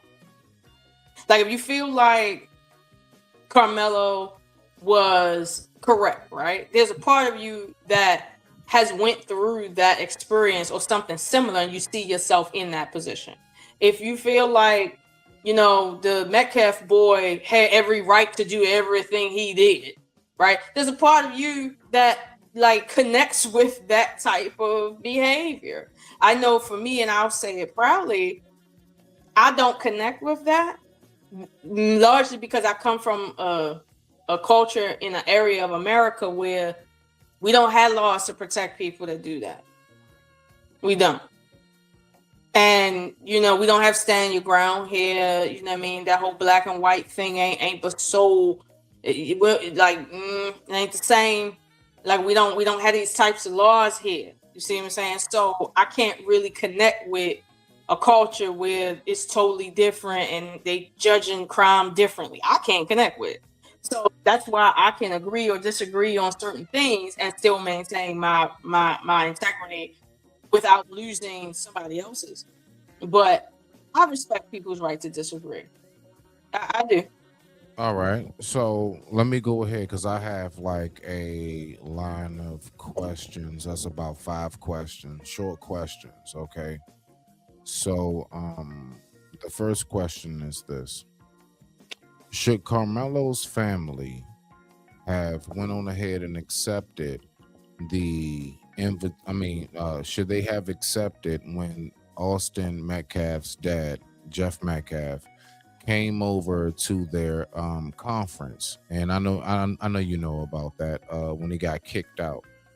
Do you believe that was a part of a determining factor of why they did rule how they did? Because it's like, you should have been a little more kind.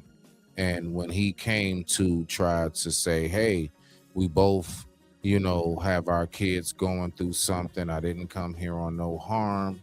What's your take on that? I'll say this. I would hope that a jury did not convict somebody based on what their parents did in the press conference. Okay. Like, I would hope that the South, Texas, wouldn't do no dumb shit like that. I would hope so. I would hope that ain't the case, especially on no child. I hope so. Now, I don't have nothing more to say about that because I don't know, but that's my hope.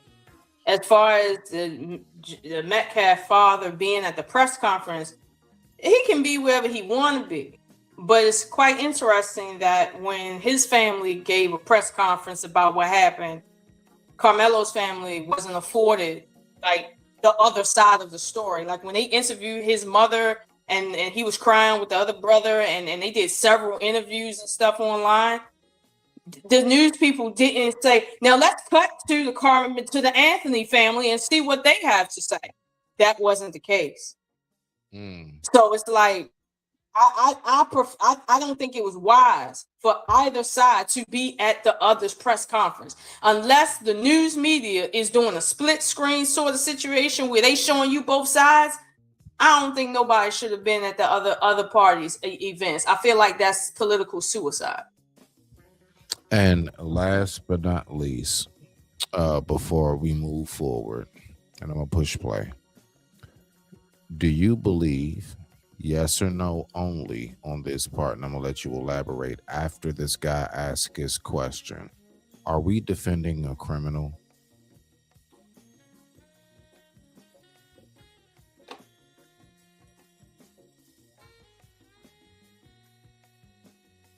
Lolo?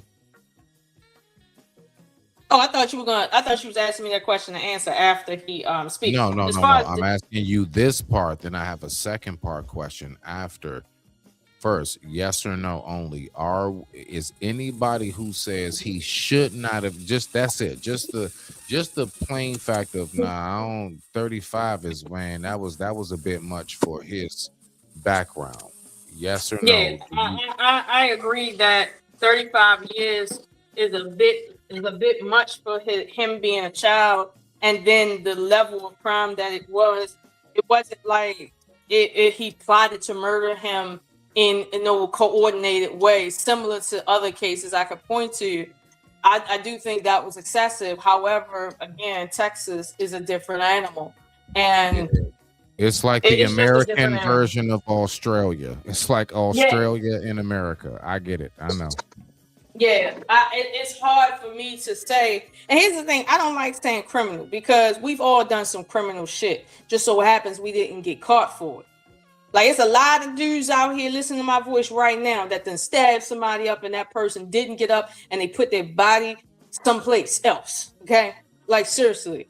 Like, so for somebody to say, oh, well, he's a criminal. Well, we all are criminals in that sense. We've all done criminal things. Some of us did get caught, and then we managed to weasel our way out of it.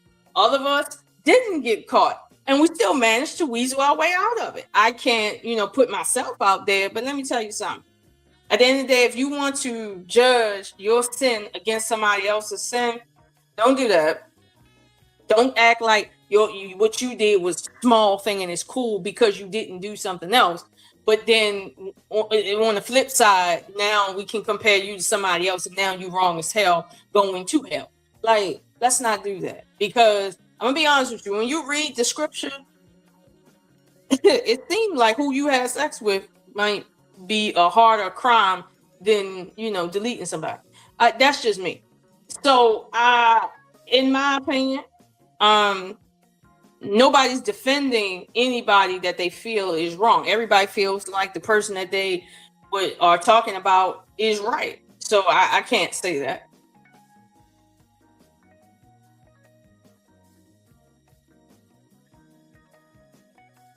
Oh, my bad. I was on mute. So let's go ahead and push play on this. With that being said, I digress. My mic is muted. The time right now is 9:29 p.m. East Coast Standard Time, and I thank you all for tuning in. We're going to listen to the question, and then we're going to see what we got. Let's go. Okay, let's get to Mando. Let's go ahead. So, Mando, how you doing? Hey, what's up, guys? What's your ethnicity? I'm Jewish and Greek. Okay. Hold it together, Lolo. Hold it together. It's not Vagoda. Did you have something to add to the conversation? I just think the kid Carmelo was just sort of like a coward. Go on. Well, I grew up in pretty tough neighborhoods. You just got to fight. That happens every day. 3 people come up to you and they start telling you don't go stabbing because you're going to be put away. Or poking anybody, you're going to be put away. So you think, Mando, that in a state where you get to protect yourself, you think he should have sat there 130 pounds? I think he was 5'10" or something like that. The twins were 6'2", 6'4", something like that, 230 each, and plus a couple of other people while he's sitting on bleachers in the thundering rain. You think he should have sat there and fought all those people? Yeah, that actually happened to my son playing football. The linemen were bullying him, and he stuck up. He fought back, and eventually, things turn out pretty good as long as you're not poking anybody.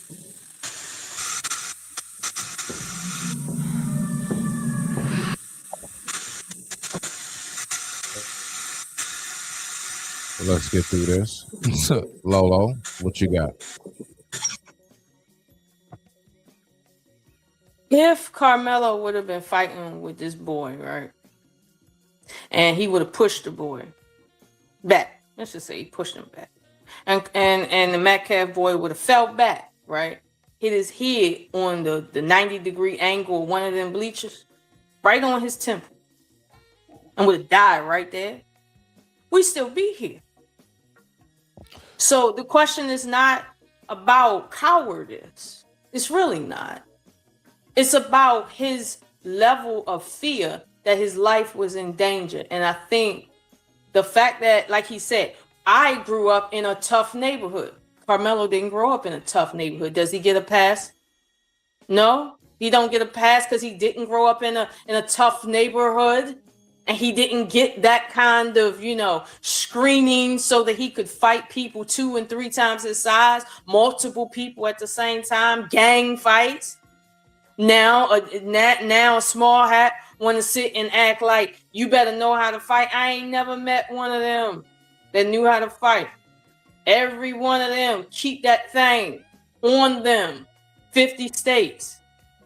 Make no mistake about it. When you walk onto their property, if you on their property and their children are there, listen, I used to babysit certain types of money.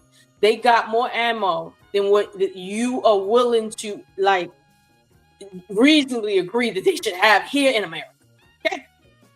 So this idea that you just should have fought a gang back, a dude that is twice your size back. Get the fuck out of here. You walk up to people in my city, in Baltimore, 5 deep, 3 deep. Let me tell you something. You remember the white boy that cut that man's head clean off in Baltimore? Facts. You know why he cut his head off, right?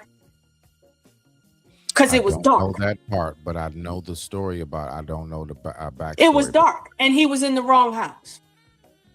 That's why he got his head cut off. You were in the wrong house, 2 a.m., and it's dark, nigga. We don't know why you here. You could be here trying to get some food out the trash can. We don't know. But you got your head chopped off. Listen, the black folk up here fought hard for that white boy to get off. You know why? Because that's the culture here. You don't go up in nobody's spot and violate somebody and think they're supposed to try to keep you alive. That ain't what happens. If you want to stay alive, stay out of people's face. That's where we at with that. So it's interesting. Well, goddamn it, Jim. Let's listen. I had something to say. I'm sorry. Excuse me. You do know that I don't think that people understand that Carmelo has epilepsy. So I'm sure he was thinking about not having put himself in a situation to where he has a medical emergency. Like, fighting for some people with epilepsy will cause them to have seizures. You can pass away from a seizure as well. Well, what's your thoughts on that part, Lolo? As I will say she's correct.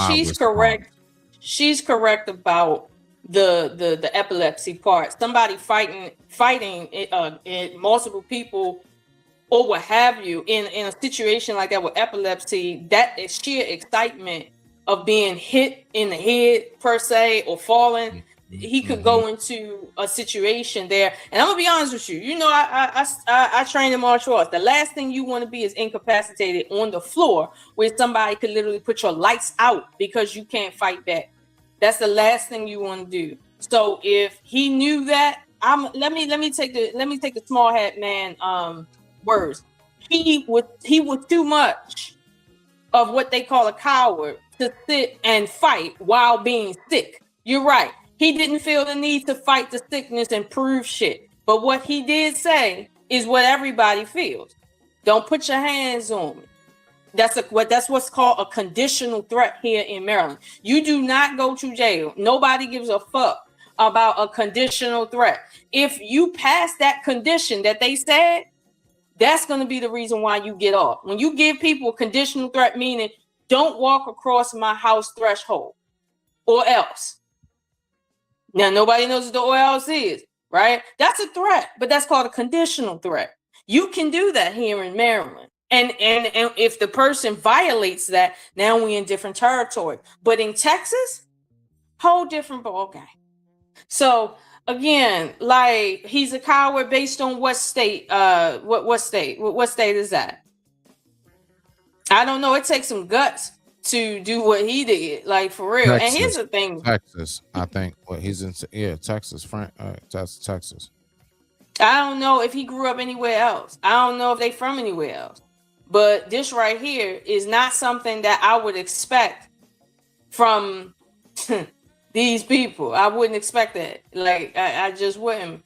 But it's like, I like how these children are not being looked at as children. Like, it's unfortunate that one child is doing one thing and then it causes the other child to be afraid and do something else. But any person that is afraid for their life is going to strike out. If you corner an animal, they're going to strike you first. So what happens? Are we not intelligent animals almost? Like, what's going to happen? So I don't like the fact that we overextend maturity and legal knowledge to a child when it's convenient, but for other people, adults even, we're not that vigilant. I don't like that. I do understand that the Metcalf family lost their child, but like I've told several people since this began, if you raise your child to not understand the limits, you're the one that is, you the reason why your child ain't breathing. My child, no, don't put your hands on nobody. And if somebody put their hands on you, you make sure you meet that with equal force. And if they got something more than what you got, you allow them to take whatever they is, but don't allow them to take your life. My sons know that. And they trained to handle stuff. And I'll be honest with you, if he would have did the same thing with his bare hands, which is something I know a lot of men, at least around me, know how to do. If he would have did the same thing with his bare hands, they would have gave that boy 75 years.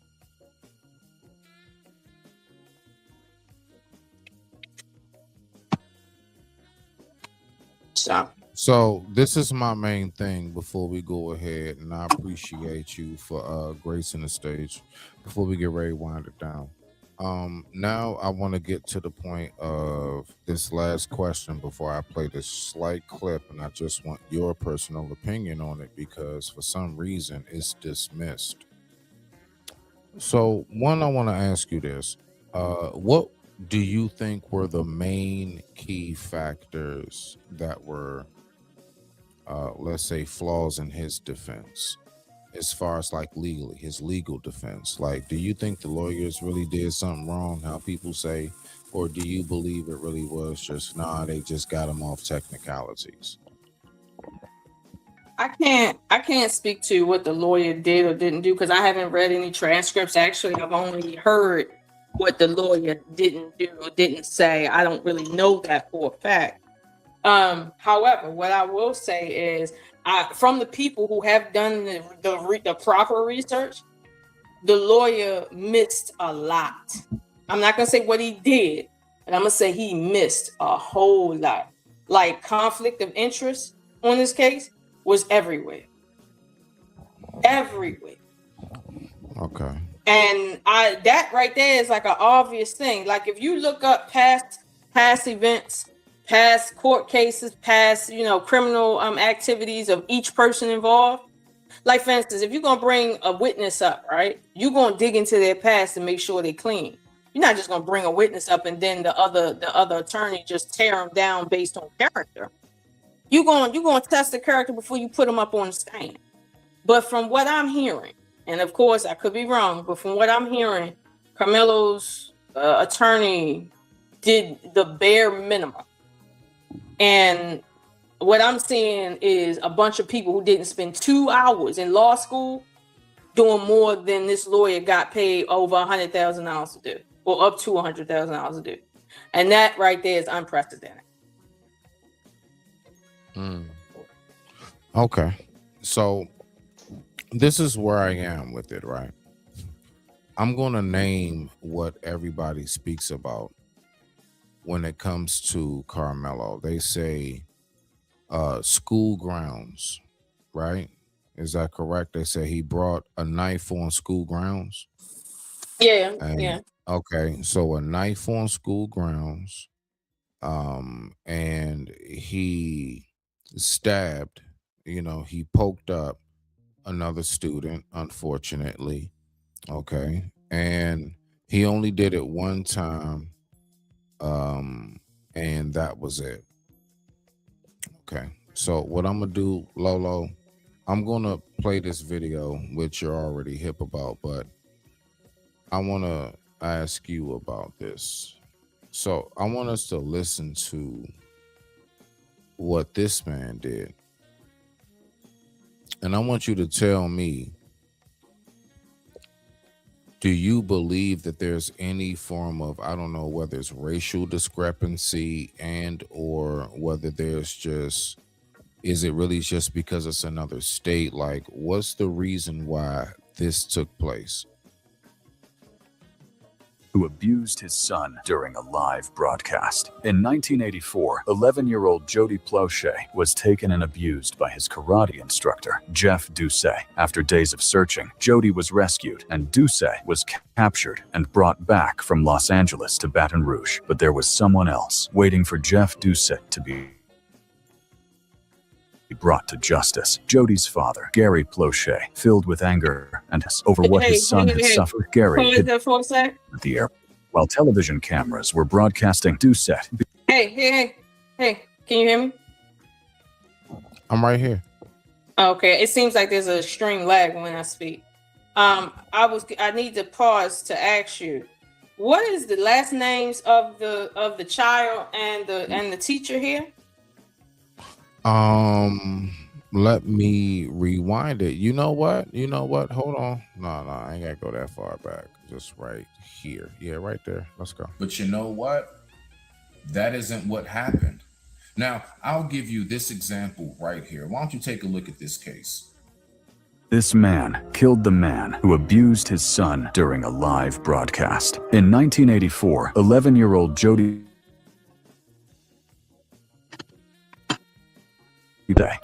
Doucet, Plauché, and Doucet. The abductor Hold on. was Your broadcast was going in and out. What are the two last names? All right. Can you hear me clear?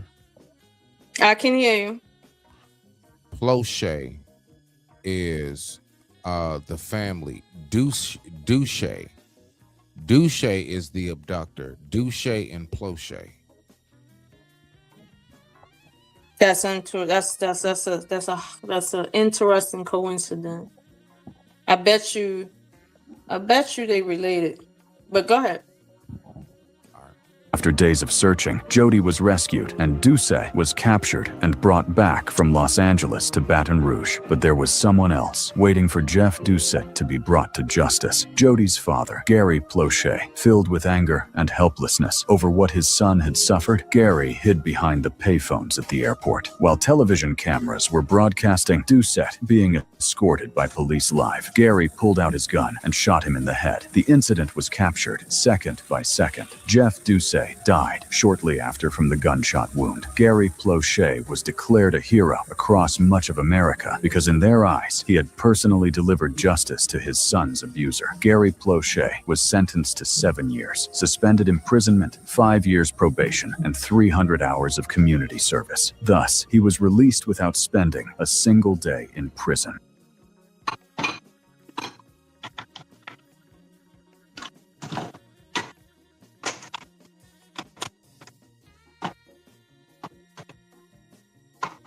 My bad. I was talking on mute. Nobody wants to acknowledge it, and I get it. I'm really making a comparison because I get no. So what does that have to do with anything? There's a direct indication of what it is I'm showing. So when I asked you those questions, I said he had just a knife, right? Let's just cut all of it was a work utensil. Let's just say it was a knife. Okay, cool, knife. School grounds, let's just say, okay, we're back 35 years. This man literally tracked down, so he has premeditated as one. All right. He literally shot. Okay, so we go from knife to gun, right? So now he has an actual pum. And he goes to the airport, school grounds, airport.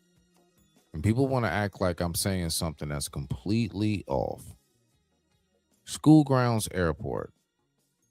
And in front of the police while being transported in handcuffs, hides behind the phone, premeditatedly, again, might I add, and pums the guy right in the head and gets no time. What are your thoughts, Lolo? What's the difference there?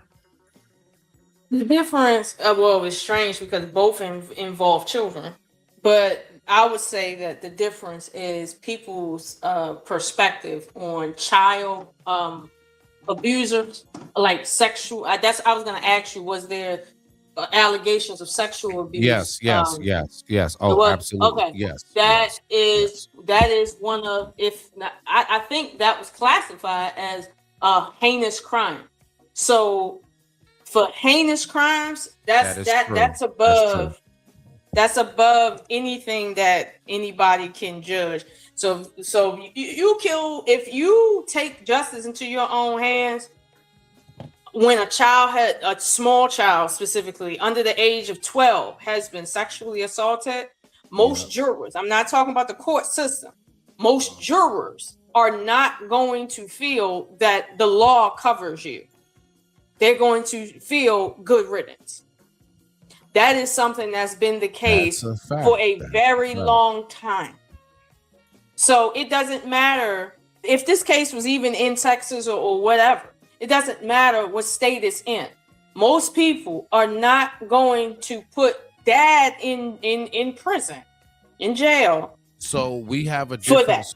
So we don't have the same perspective. So we have, I'm going to say it. So basically what you're saying is in the eyes of society that children even come over self-preservation itself. Like, so if your case is you were trying to self-preservate by all means necessary, that does not equate. Okay. And I would say yes, women and children first. So I get it because that is what's said in society and that is what I live by myself. I'm just thinking to myself as far as like the totality of the sentencing. Well, you're correct on the totality of the case. However, jurors are not there to enforce the law. They don't care about the law. They care about, do they feel what happened was right to happen to the person? And that's a heavily on the word feel, okay? Not do they find that the law says. Do they feel that you deserve to be shot in the head for sexually abusing that child? And 99.99999% of the time they do. So that's going to be perceived differently than With two me, it's teenagers in a fight. 100.99.99 He after said the 100. Yeah, I 100.99999. mean, so I get it. As a father, I get it. Yeah. Yeah. See, my thing is, Lolo, do you believe that from the jump, the actual instant itself was going to be charged as racially motivated, or do you believe after the family, both sides, the families interview, the racially motivated charge began, or was it the actual boom from the moment? Well, okay. So let's go back to the guy who pumed the other guy in the head, right? And let's make the point from that standpoint. Okay. So if you look at cases where a black father attacked their child's sexual abuser, and you compare how many jurors felt that father shouldn't do any time in jail, I bet you're gonna see a hard disparity. I bet you that. Facts. Now that would be a better comparison to see racial bias than, let's say, between that, and even though the same elements are there, but I'm talking about the unspoken elements. That would be a better comparison to show that no, even in 2026, there's a racial bias towards white men that protect their sons than black men. Black men are generally going to be seen as criminals, right, for defending their children's sexual abuser versus white men. You're gonna find that. Same thing with with the poking. You're gonna find that most black teenagers that do that serve time in jail, lots of it. But then when you look at white people, though, it's not going to be the same level of jail time or even jail conviction. It's going to be some cockamamie, something else. So I would think it would be a better comparison to look at cases where it's the same specific crime being done, like the same specific crime being done, and then see where we land with that. Because I get what you're saying. How is it that, first of all, carrying that tool or knife onto school property, it goes against policy, but that's not against the law. You see what I'm saying? It's against school policy to wear skirts too short, but it's not against the law to wear a mini skirt. It's just not. So, I mean, we can argue the minutia of, well, you should or shouldn't do some shit. Listen, a lot of people go against policy on a lot of things, but what we're not going to do is argue minutia when it's about whether or not somebody's life should be taken. Like, I think the small stuff is besides the point. But didn't you do a comparison with a similar story with another child? Or am I tripping? Hold on. Are you talking about like as far as, and hold on, and what category wise? Because I can tell you off rip if I did. I know all my stuff. Well, I thought you did a review of a story with somebody else who had stabbed somebody in another state and in Texas. Yes. I know what you did. I know what you're talking about. And you know what? It was at a high school. Oh man, I would have to go. Yeah, I would have to go through. You know what? Just because you said that, now I'm gonna hold myself accountable. I'm saying it on this live just to hold myself accountable because I watch my replays. I'm gonna do a recap of that, and I'm gonna make a remix comparison to the Carmelo case in that exact video you talking about. And I'm even going to clip it. I think that it's not comparable. It was at a high school, yeah, and he was getting bullied, and it was like some gang. It was like some gang kids and stuff. It was like some gang stuff, and it was in Texas and everything. You are absolutely right. I don't know if it was a video or live, but I'm going to figure out between the two. I'll get it done. I was going to say that I think to compare the Carmelo case to anything but minors, and then using like a knife versus anything else on school grounds, it creates a different level of bias, because what we're going to start doing, right, is comparing school policy to federal code. Like that's like now we're going to start comparing, for instance, somebody that has a pocket knife to somebody with a whole tool under their belt. Like, no, like, and we're going to be comparing an adult in most cases to a child, which is another problem. So that's why I have a big problem with the comparison factors if it's not under the same circumstances, because it gives room for people to kind of like make excuses on both sides. Yeah, and I'll be honest with you, right? When it comes to situations involving children doing adult things, right? I understand why there's the issue of children being tried as adults. I understand that. However, that's a highly slippery slope. It's real slippery slopish, and honestly, I know where the root of it is. And I feel like because of the root of it, it shouldn't be used as a slippery slope. But if a child commits a heinous crime, and there's heinous crimes out there, right? Maybe we can compare to that. Like, let's say he got 35 years, right? Let's compare it to a whole nother crime. Let's say a 17-year-old dismembers, let's say sexually assault somebody and dismember their body, right? How many years did they get for that? Let's just see where it's at, what type of crimes it is. Because again, different states, different things, different ways they view it. So, you know, that would be a better way to say, okay, well, when it comes to children committing crimes, right? Like, if a child does something out of fear versus sheer drive to just see what the fuck it feels like to see somebody bleed out, this is what the sentencing and, you know what I mean, or everything, this is how it play out. That would be a better comparison.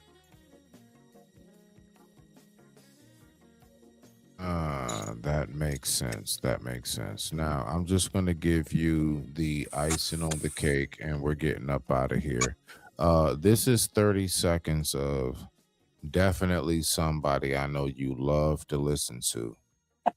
So I want you to listen to what this guy has to say, Lolo. So let's go ahead and get to it. All right. Yep, there go your boy. Under the jail. So don't be like Carmelo Anthony. And all I would hear in the comments is, just wait until the footage comes out. You'll see that you're wrong. He was attacked. They jumped him. They did this. They did that. And of course, the video comes out and none of that happened. Carmelo Anthony even said it himself. Carmelo states very clearly twice, I told him not to put his hands on me. Oh, shit. That's it right there. He didn't get jumped. He put his hands on me. So now all the ignorant people that was running around saying he was trying to defend himself, he was going to get jumped, are looking dumb. You would think there's nothing else to argue about, right? Wrong. Now that they don't have a leg to stand on, they're coming at me with this, Mr. Let Go, you're not on code. And then a friend of mine said this to me too. And I'm like, what the fuck is this on code shit? And then it dawned on me, even though I'm from the hood, just like everybody else, why am I? Smitty, pause, Mr. Let Go. Awesome. Go ahead. Now, I'm going to take it back to something I said about 30 minutes ago. He's talking about him getting jumped. He's saying he did not get jumped, i.e., he only had an altercation with one person. That's what he's saying. However, in the state of Texas, you do not need to get jumped to be afraid of getting jumped. And getting jumped by two or more people is life-threatening. Please don't have a medical condition. Now we're talking. So this is what I'm saying. So it's like when he says, well, he didn't get jumped. He even said that he did it. I don't give a damn what he said or didn't say. At the end of the day, if he feared for his life, he don't have to. No, you don't even got to put your hands on people in Texas. Present yourself like a threat.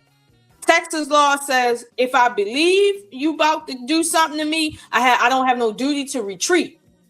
So in this situation, In this situation, who has a duty to retreat? Who?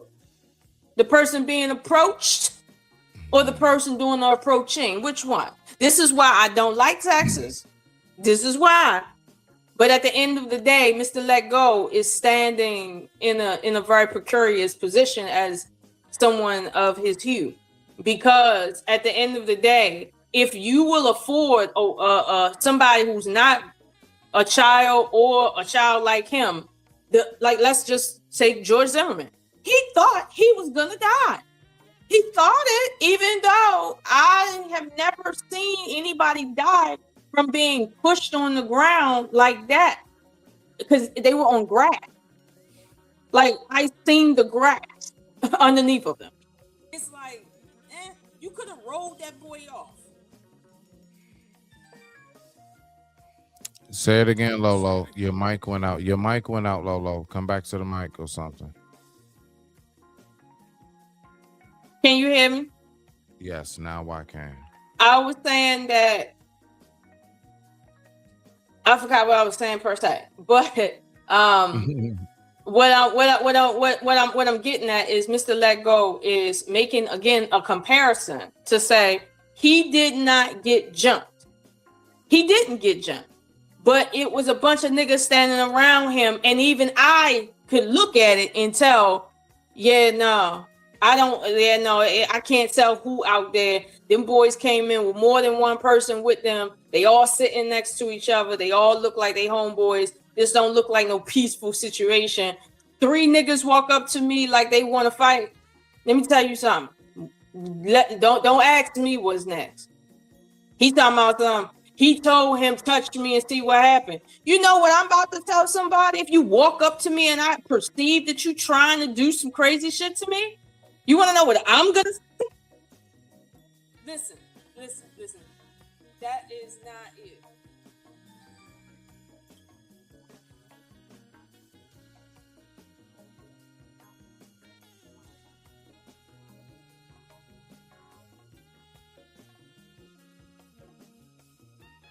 You still there, Smith? No, on my bad. I was saying you went out again. Go ahead, say that last No, part I'm again. back. I'm saying they up here talking about he said touch me or see what happened again. Don't touch me no more. At the end of the day, that's what it is, whether he say it or not. There is no you have to let someone touch you in Texas. There's none of that. In Maryland, they're gonna say, well, did they touch you? Yeah, but in Texas, where we at? ain't nobody about to ask you, did they shoot first before you shot? No, they're gonna say, did you feel like you were threatened? Yes. Okay, let's go to the next case. But suddenly we dealing with this. Like, no, man. So last but not least, as far as a question, and this question is basically your final thoughts. So your final thoughts / question. With his track record, you as a mom, because I don't think this is something that's asked to a lot of mothers. Carmelo's track record, I'm talking about the saving the kid, everything. How would you feel, or, what would be your thoughts considering the world is trying to paint your son to be basically a Chicago serial driller, and this is the only incident he's ever had in his whole life, and your baby, but the world, like, you're the one at home looking at stuff on Twitter and everything, Instagram, YouTube, Facebook, and the world is painting your baby is this. And like this boy ain't been in no more than 1 or 2 fights his whole life, and didn't even start the other 2 that happened. But go ahead, though. As a mother, I don't care what the world thinks of my son. I just don't care.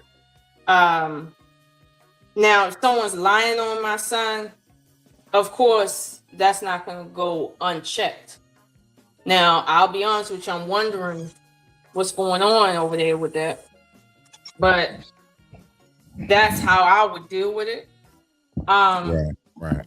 As a mother, I'll say this to the Metcalf mother.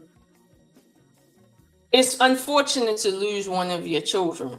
Very unfortunate. And no one can soothe that missing piece in your heart. However, if there's a lot of people, a lot of women who raise sons that they love to death, but their sons are actual people who go around deleting people. We call them serial, KILLERS. They love their sons too, just as much. There's women their sons are accused and guilty of sexual assault on a minor under the age of 12. And they still put money on the phone and send commissary and do visits once a month. I know that part. So are we going to say that this mother shouldn't defend her child? No. She shouldn't support her child? I'm not going to say that. The only thing I can say is, as a grown woman, if you raised your son to be a man and he put himself in a situation against the way you raised him and or your advice, you have to eat that as a mother, that your son, whatever the case may be, your son did this to himself. You have to eat But that. are you still there for him, even though you know he has to eat it? Like, I'm gonna be real with you. Watch this. It's so funny you say that. Rest in peace to my father. But he was the only one. Now, mind you, I swear on life, I don't love either one of my parents, either different. But when I was going through, and you know my story, Lolo, when I was going through my whole bid and everything, my mother came to not one court day. I've told the story, she wrote me off. My mother wasn't there, and it wasn't because she didn't love me. It was because she was that disappointed. Like, I did not raise you like this. Your father there for you, she was awesome. You lucky you got your father. I swear on life, I'd have gone through that whole thing damn near by myself if it wasn't up together and reclaimed the name and honor before. But I digress. My mic is muted. No, I understand that. I do. I understand that. And I think that if we're all honest with ourselves, we all understand that when we have children, they're going to make their own decisions.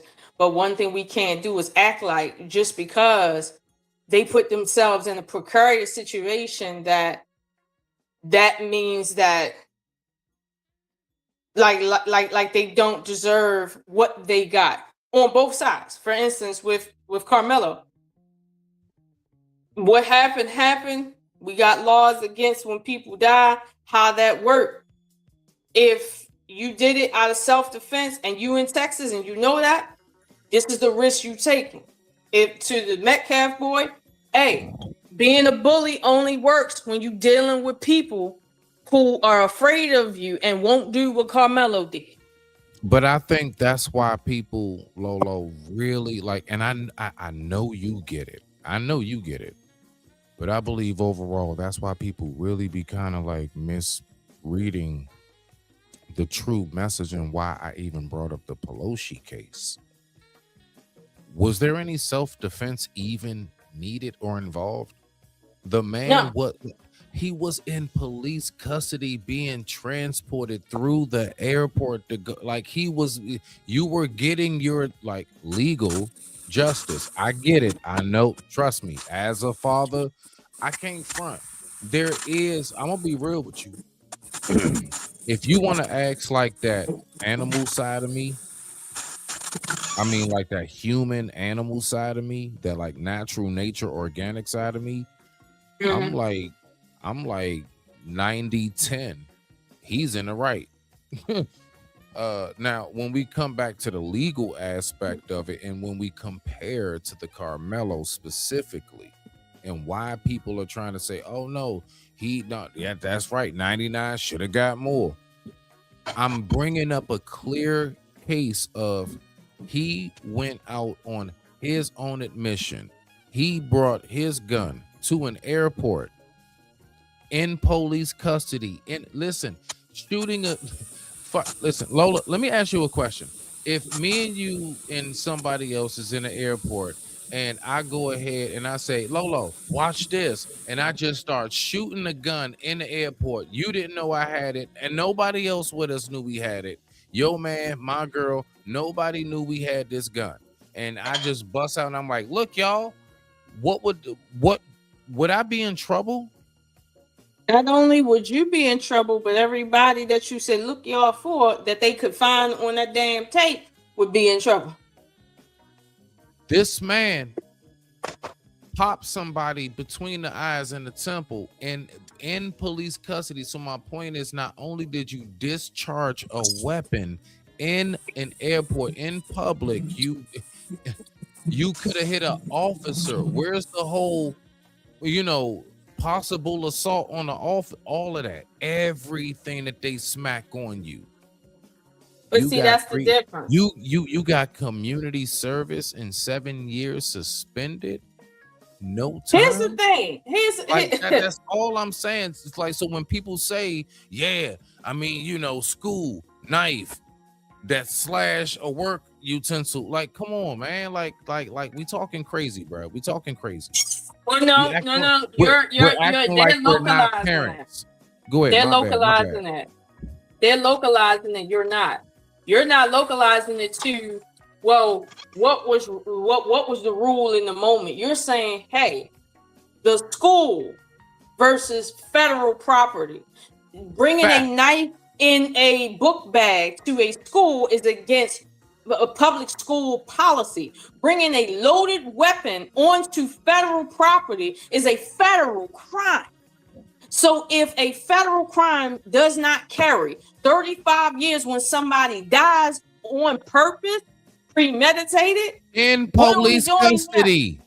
In police custody, what are we doing here? You got police as witnesses? Police, okay. Not students. That's my whole point of the case. And there's the video footage. They just acting like I'm like, nah, that has nothing to do. What does that have to do? Are you not making the connection?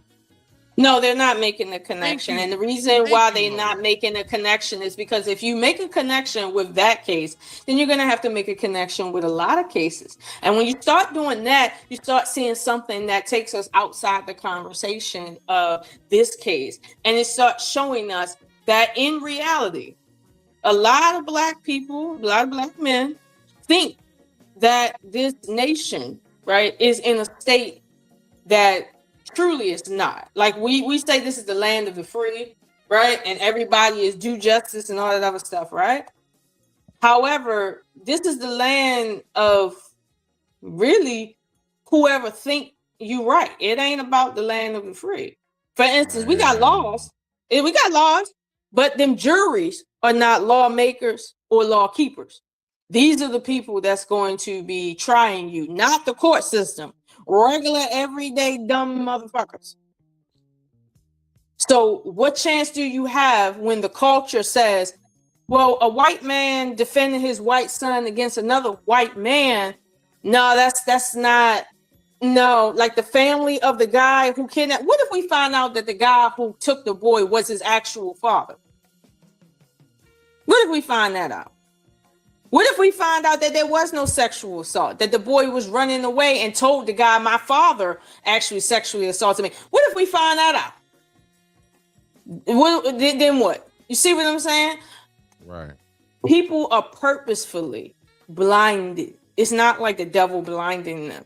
No, people are purposefully blinding themselves. You don't know the truth. You can only look at what you can physically see. And beyond that, you don't know what's going on. But the biggest issue is not, do you know what happened in the past? The issue is, do you understand the reality of the reality you live in, which is not everyone is equal under the law. Everyone ain't equal under the law. If you're a federal agent and you do what Carmelo did, you are not equal to Carmelo under the law. You're not. If you're a woman and the same thing happened to you, like what happened with Carmelo, you are not equal under the law. And a lot of these men, you know what I mean, that, you know, scream and yell all day on podcasts and shit, they have a big issue with the fact that women are not equal under the law with men. They get away with premeditated murder simply because they're a woman. And they want that to be reconciled. However, you can't reconcile gender equality before you reconcile racial equality. Those two things are not going to coincide before one, you putting the cart before the horse. So, yeah, that's what I mean by that. Okay.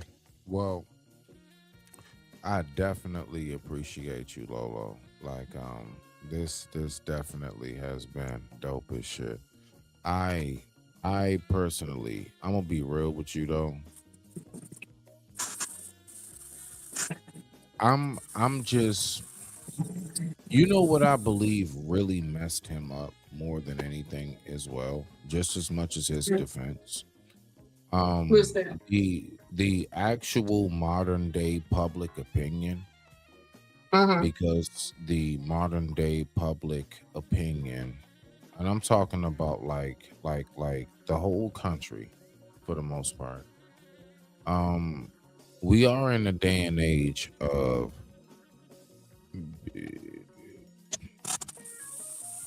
look, let me put it like this. I'm gonna speak for myself because I'm gonna be real. I got, all right, some more words. We're in a day and age, right? So I know almost every single type of circumstance you can think of in life. I've been through it. I've actually been through circumstances, incarcerated as well as a free person, where I should have died 1,000 times. And me personally, as a person who knows I should have died 1,000 times, and when I look back at all of these different moments that's happened, right? I remember this one instant. I'll give this one small example, right? This is my final thoughts. I remember this one small example of, and this is a true story. I was around the way. I was around Langley Park, and it was around maybe about 11:45. It was like going on midnight. It was around the wintertime, so it was cold as shit outside. So like, now mind you, I'm out there hustling and bussing. So like, I'm just like, doing what I gotta do. I'm just getting my product off and everything else, and I'm just trying to keep it cool. I had some folks that tried to try me. It's like 3 of them. All right. I actually kept an actual machete on me. Okay. Now, the reason why I'm telling this story is because how it ended off, it was the one main dude that I knew who made the contact with me. And the other 3 that was behind him, I didn't know them. That was his peoples. And they didn't think I had anything on me. Now, I'm going to be real with you. It could have went so another way.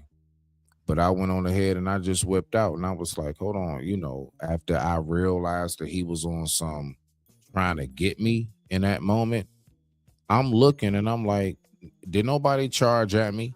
I'm going to be real with you. We were just talking. But in that moment, I went on ahead and I whipped out. And I was like, hold on, so what we doing? I said, chill, Smitty. It's okay. I'm like, nah, it's not okay. And I'm backing up while talking to him. I'm picking up my bag and everything, and I'm backing up while talking to him. Nah, it's not okay. I have like real moments in time where it's like, again, this is just one out of 1,000 moments in my life. Anything could have happened. But my point is, when I look at that right there, I'm like, do y'all not know how many times I'm like, shit, I done worse. What you talking about?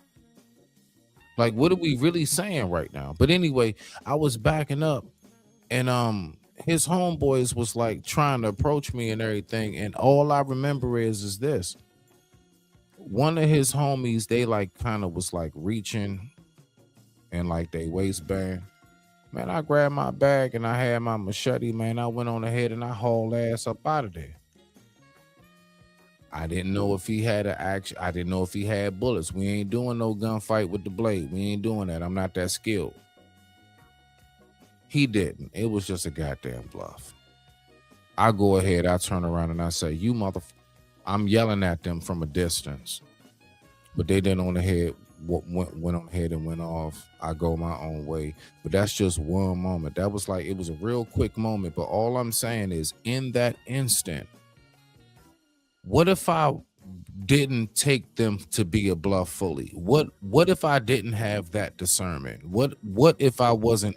Because thank God I am like street knowledgeable, right?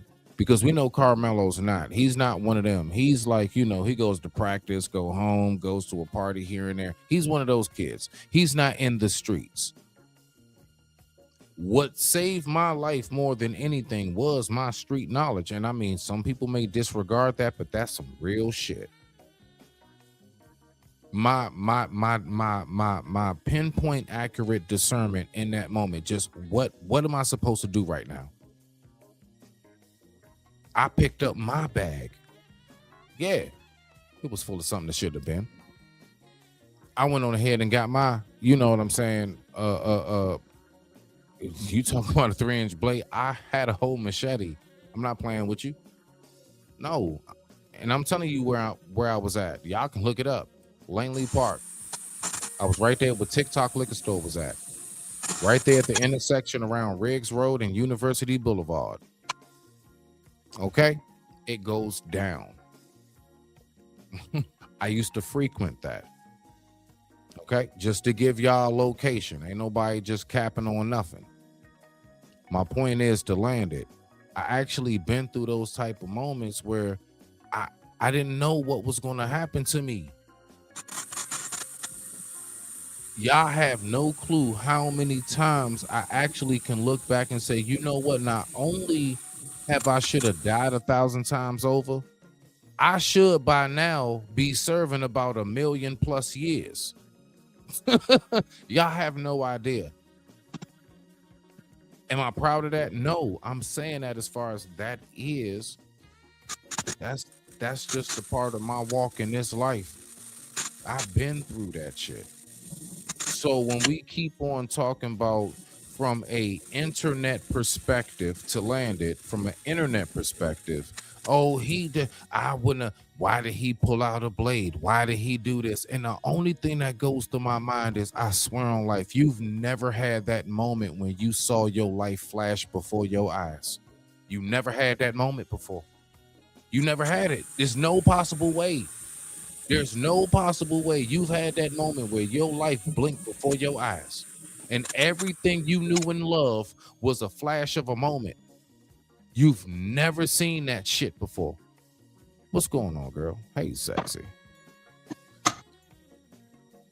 You've never had that moment, but I digress. My mic is muted. Rock out, Lolo. That's why I just be a little like the internet perspective of what happened in that moment. I'm like, I just be listening like, how many of y'all really done had that moment? Like, real talk.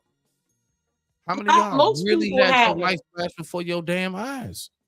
Go ahead, though. Most people have never been in a real like live situation to have to decide between pulling out, not pulling out, getting chased, fighting versus fight. Like, they've never been in that. But for the ones that have, everybody has their perspective based on their own experience, right?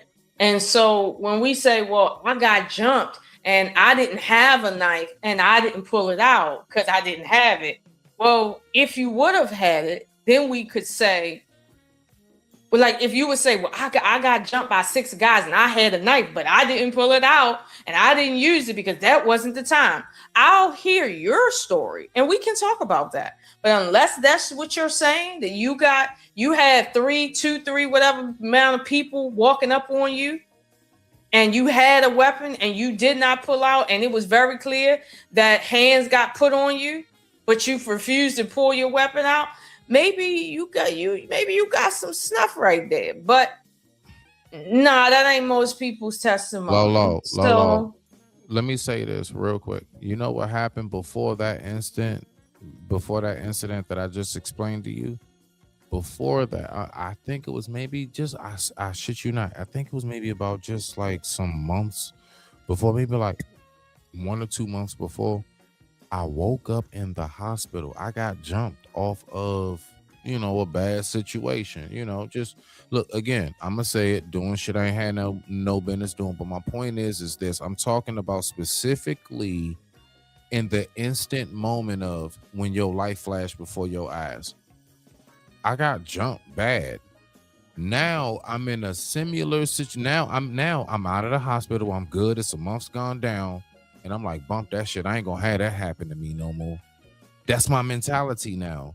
Like, we don't think about how things progress or anything. We don't know what possibly has happened. He is in primarily a state and county and jurisdiction where he is at an extreme minority. Well, that's what I was getting ready to say. And to listen, you, that watch this. Do you know what happened? Listen, like I said, Langley Park. Now watch this, y'all. When I said everything that happened to me, it was, I'm saying it, shout out to my amigos regardless, but it wasn't no black people. That was Spanish people that jumped me and attacked me. I got jumped by like MS dudes and all of that. I really done been through that before. They were actual, they weren't black, for the record. They were freaking Spanish. Langley Park is all Spanish. Well, this is what I was going to say to you next, which is, one, I didn't hear no testimony of Carmelo seeing a psychologist or some sort of professional to dive into his mind state in that moment. Professional witness about things. I didn't hear any of that. How expert witness that is. However, I know, at least from the grapevine, I might be wrong, but I know that some other children at that same school poked another child. And I don't know if the other child lived or not. I think they did pass away. And those other 2, I think it was 2 children, they did not serve any time in jail for that. They got off.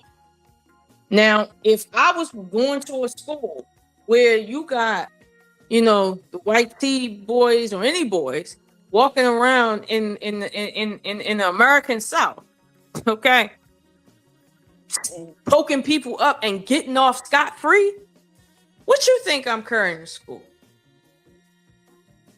First of all, I ain't even going there. But what you think I'm taking with me?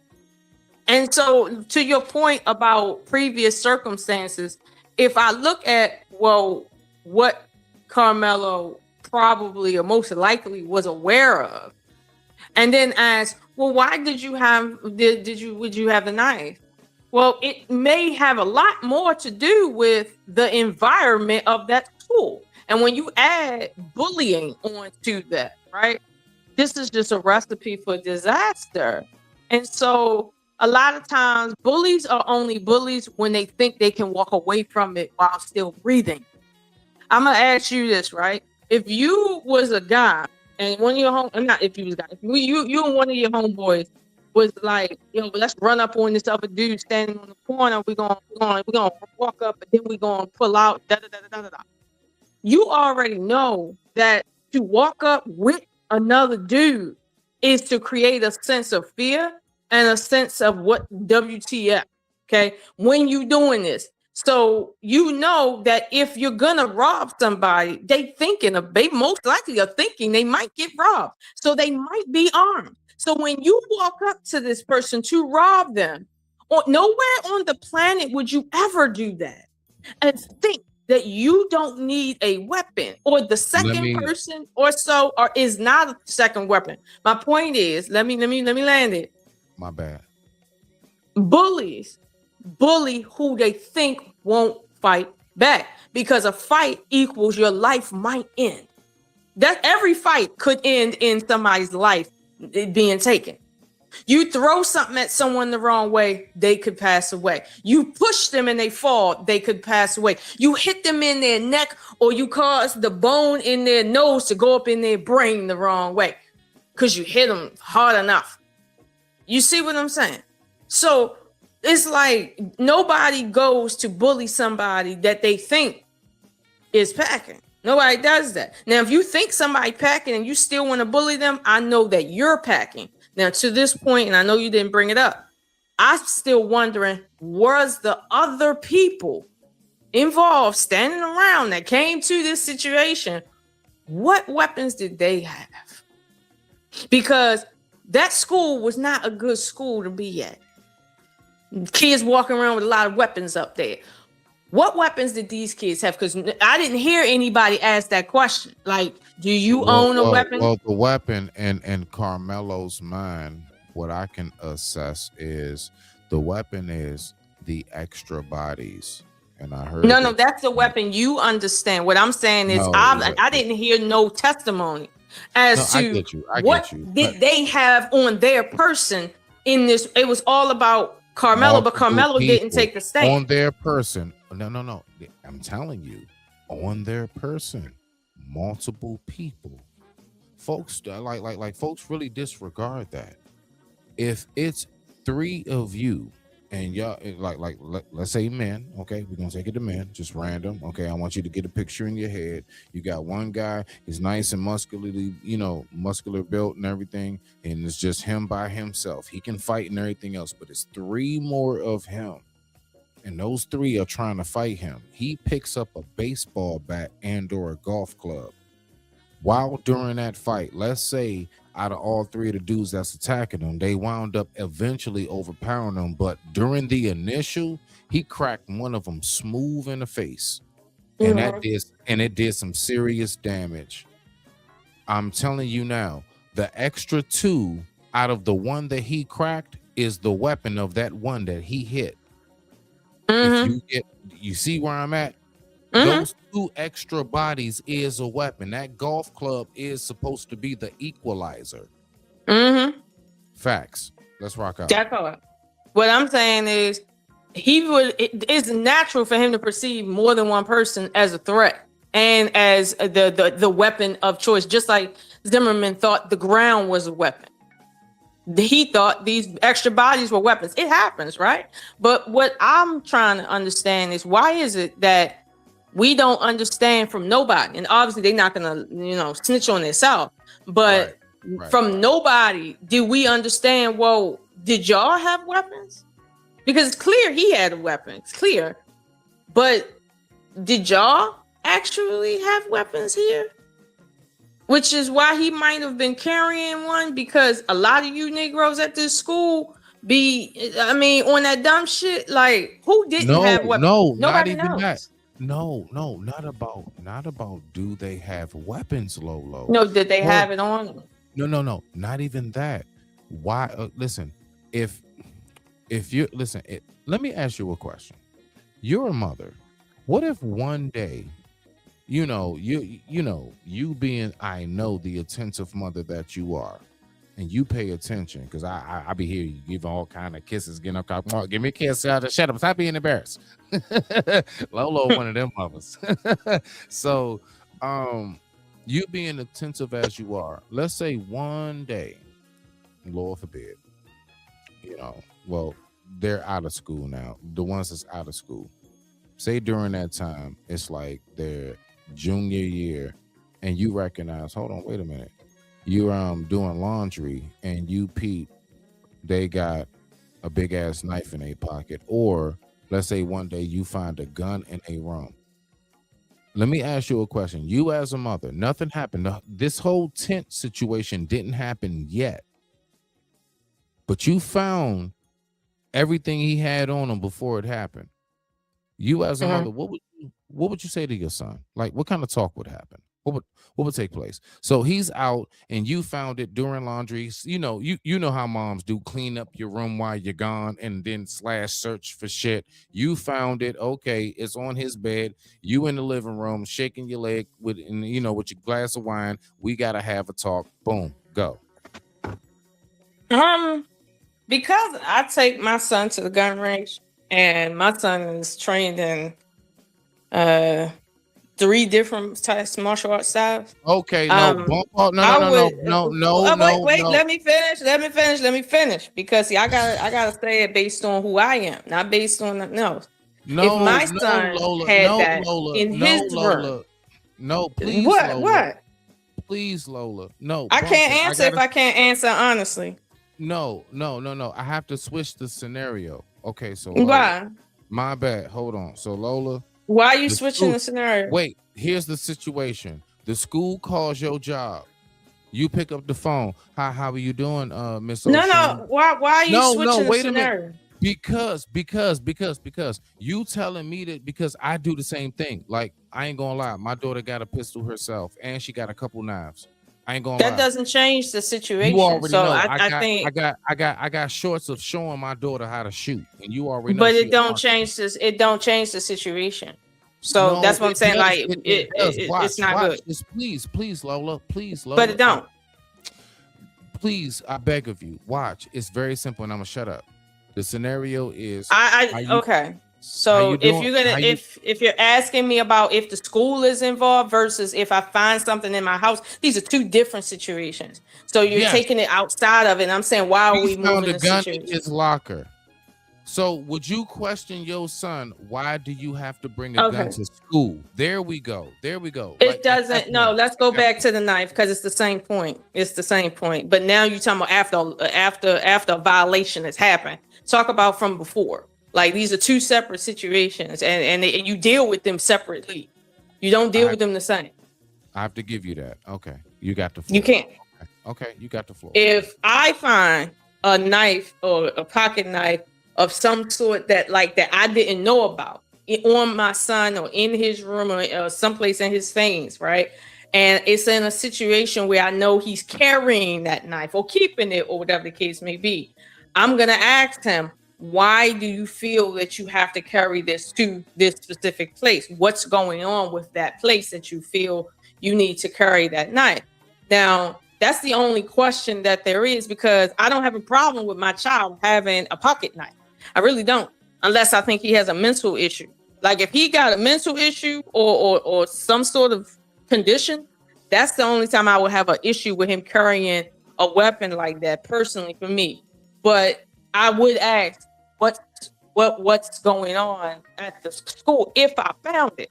Now, to even do you one better, if he takes a loaded pistol to school in my house, because I'm a good parent, my child is not ignorant to law. Like, not when I'm putting it in his hands.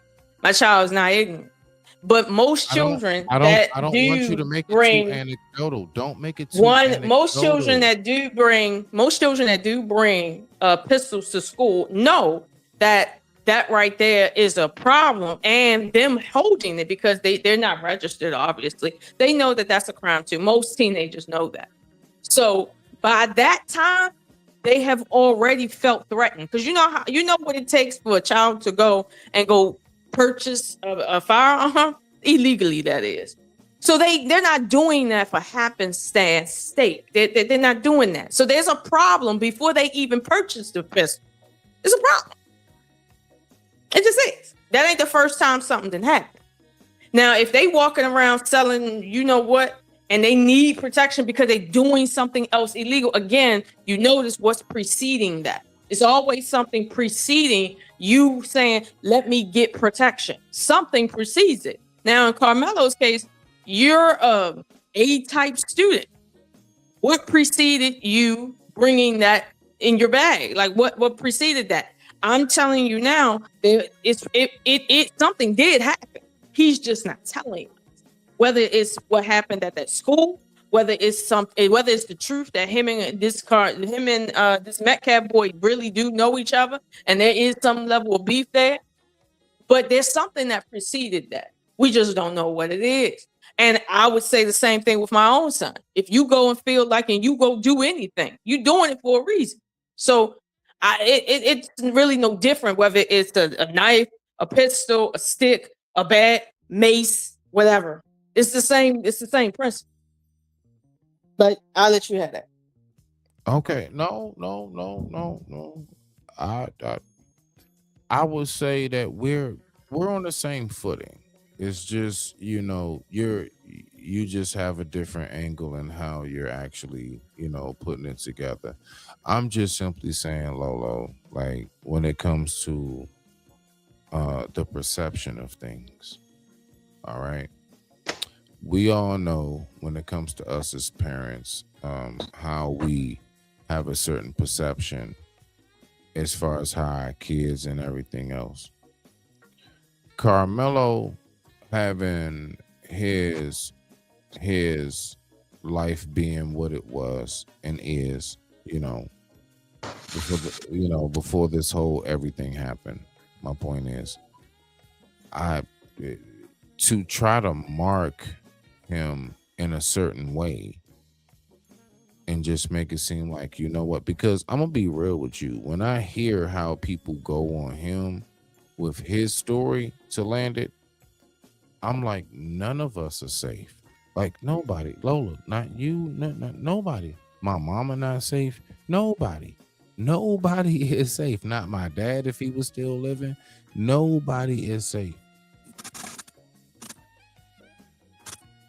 Let you have like I agree with you on that. You say what?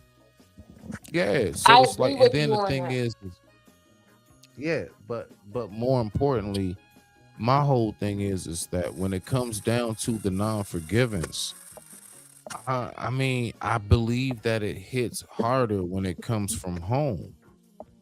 When it's your own that's saying, because we all know that the world will judge us too.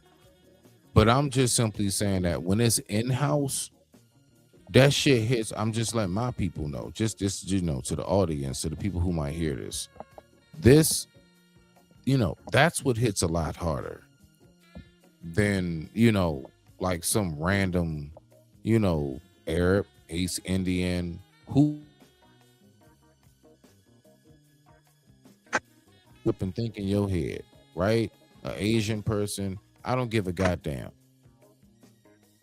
And I said G-O-T, not G-O-D. For those of y'all that's holy. I'm just saying, like, when it's one of my own that be doing that, it's like, I don't know, Lolo. It hits a lot harder. Do you agree, or are you one of those truly on your Bruce Lee shit? Like, Smitty, I'm beyond the point of all of these niggas, but I don't know how you feel. I don't know. What's your thoughts? I'm on my Bruce Lee shit.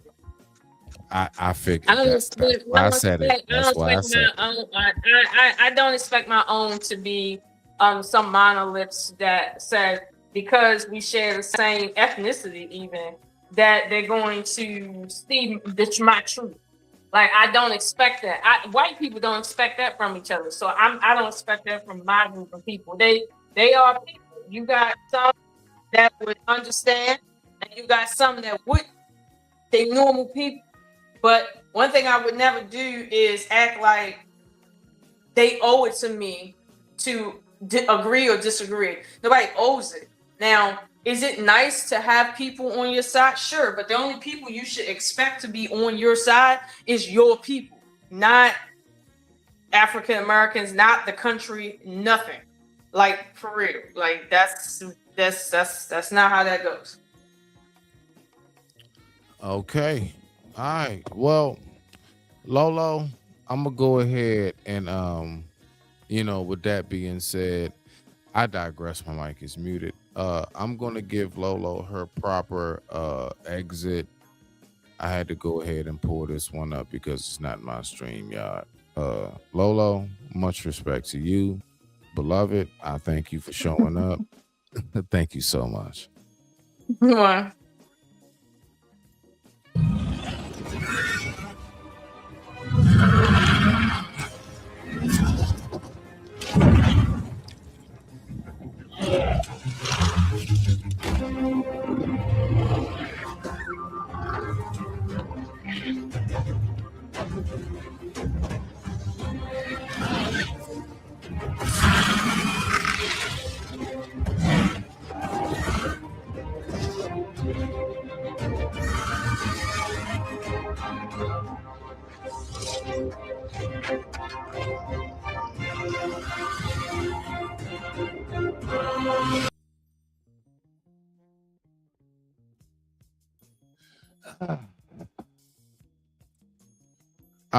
My check 1 2 1 2. And with that being said, I digress. My mic is muted. Much respect to the family. You guys have yourself a wonderful evening. Respect.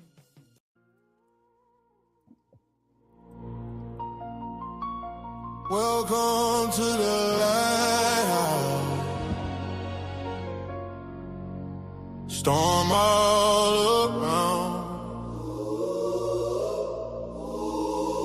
I'm standing right now, sent from the cloud. They talking mine now, but I'm just fighting for my blood and my life. Yeah. Sent from the heaven, king on 7, trials on trials, still count blessings. Wait on the revelating, heart in heaven. I stay patient, I'm beyond the angels. I am mad, I bleed, I'm tangled. Sword on my back, axe on the strap. Go with the weight of the word in my lap. Touching my king, we doubling back. Pray with my palm, but I'm ready for that. Long Star County King in that greatness. Stand tall, whole county on the wait list. I just want my acres, you can keep your Grammy. Build this from the gravel for my whole family. PG is great and the DMV ain't faking. If I said I'm the one, no, I wasn't mistaken. Long Star County King, yeah, we blazing. Welcome to the Lighthouse Foundation. Still waiting on revelation. Till then I'm in rotation. Hurting my chases, but I'm chasing. Turn my scars into statements. I don't need your stage or camera. I need these papers, hand and hammer. Still in my spine, still in my hands. Guarding my bloodline, holding this land. They can test, they can try, they can hate me. I've been forging a fire that will make me PG Ray. Lone Star in my vein. DMV on the map, say the name. Lone Star County Kings, that's greatness. Stand tall, whole county on the wait list. I just want my acres, you can keep your Grammy. Build this from the gravel for my whole family. PG is greatness, DMV ain't faking.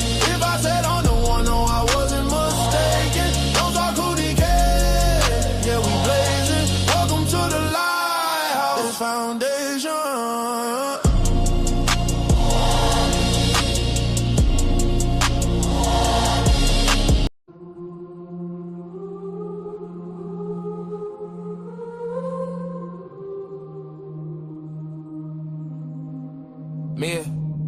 Me, I'm in my zone, focused on my own growth. I be water walking through these streets like sailboat. Me, I be the compass as I lead and guide my people. I'm a father, I'm friend with a couple guns legal. You not that smart, quit the bull. Yes, I'm seeing right through you. I be talking to the spirits, but best believe it's not voodoo. Yeah, I know you think you him, but in my head, I'm like who you? I'm a legend, I'm a beast, I'm the rose that grew through concrete. Let's keep it going. Keep it pushing as I lay back. Curtains drawn like I'm in a Maybach. Me, I'm so unique, I'm like needle in the haystack. Catching money, dodging fame. I sticking over while stacking racks. Go out hammer, pop your shit, but don't be mad when I clap back. Let's keep it going. Yeah, let's go. Me in the jungle, hit a rumble. Caught a couple touchdowns and I had a couple fumbles. Look at me, now I recovered. This is mind over matter. Keep it pushing when I stumble. Long way from home to gather wisdom and stay humble. Eyes wide shut, this me. This is dawn till me vessel crumble. I return.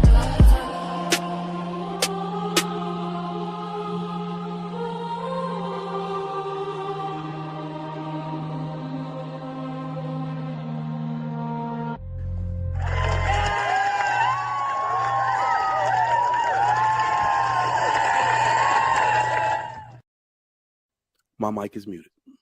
I digress. My mic is muted.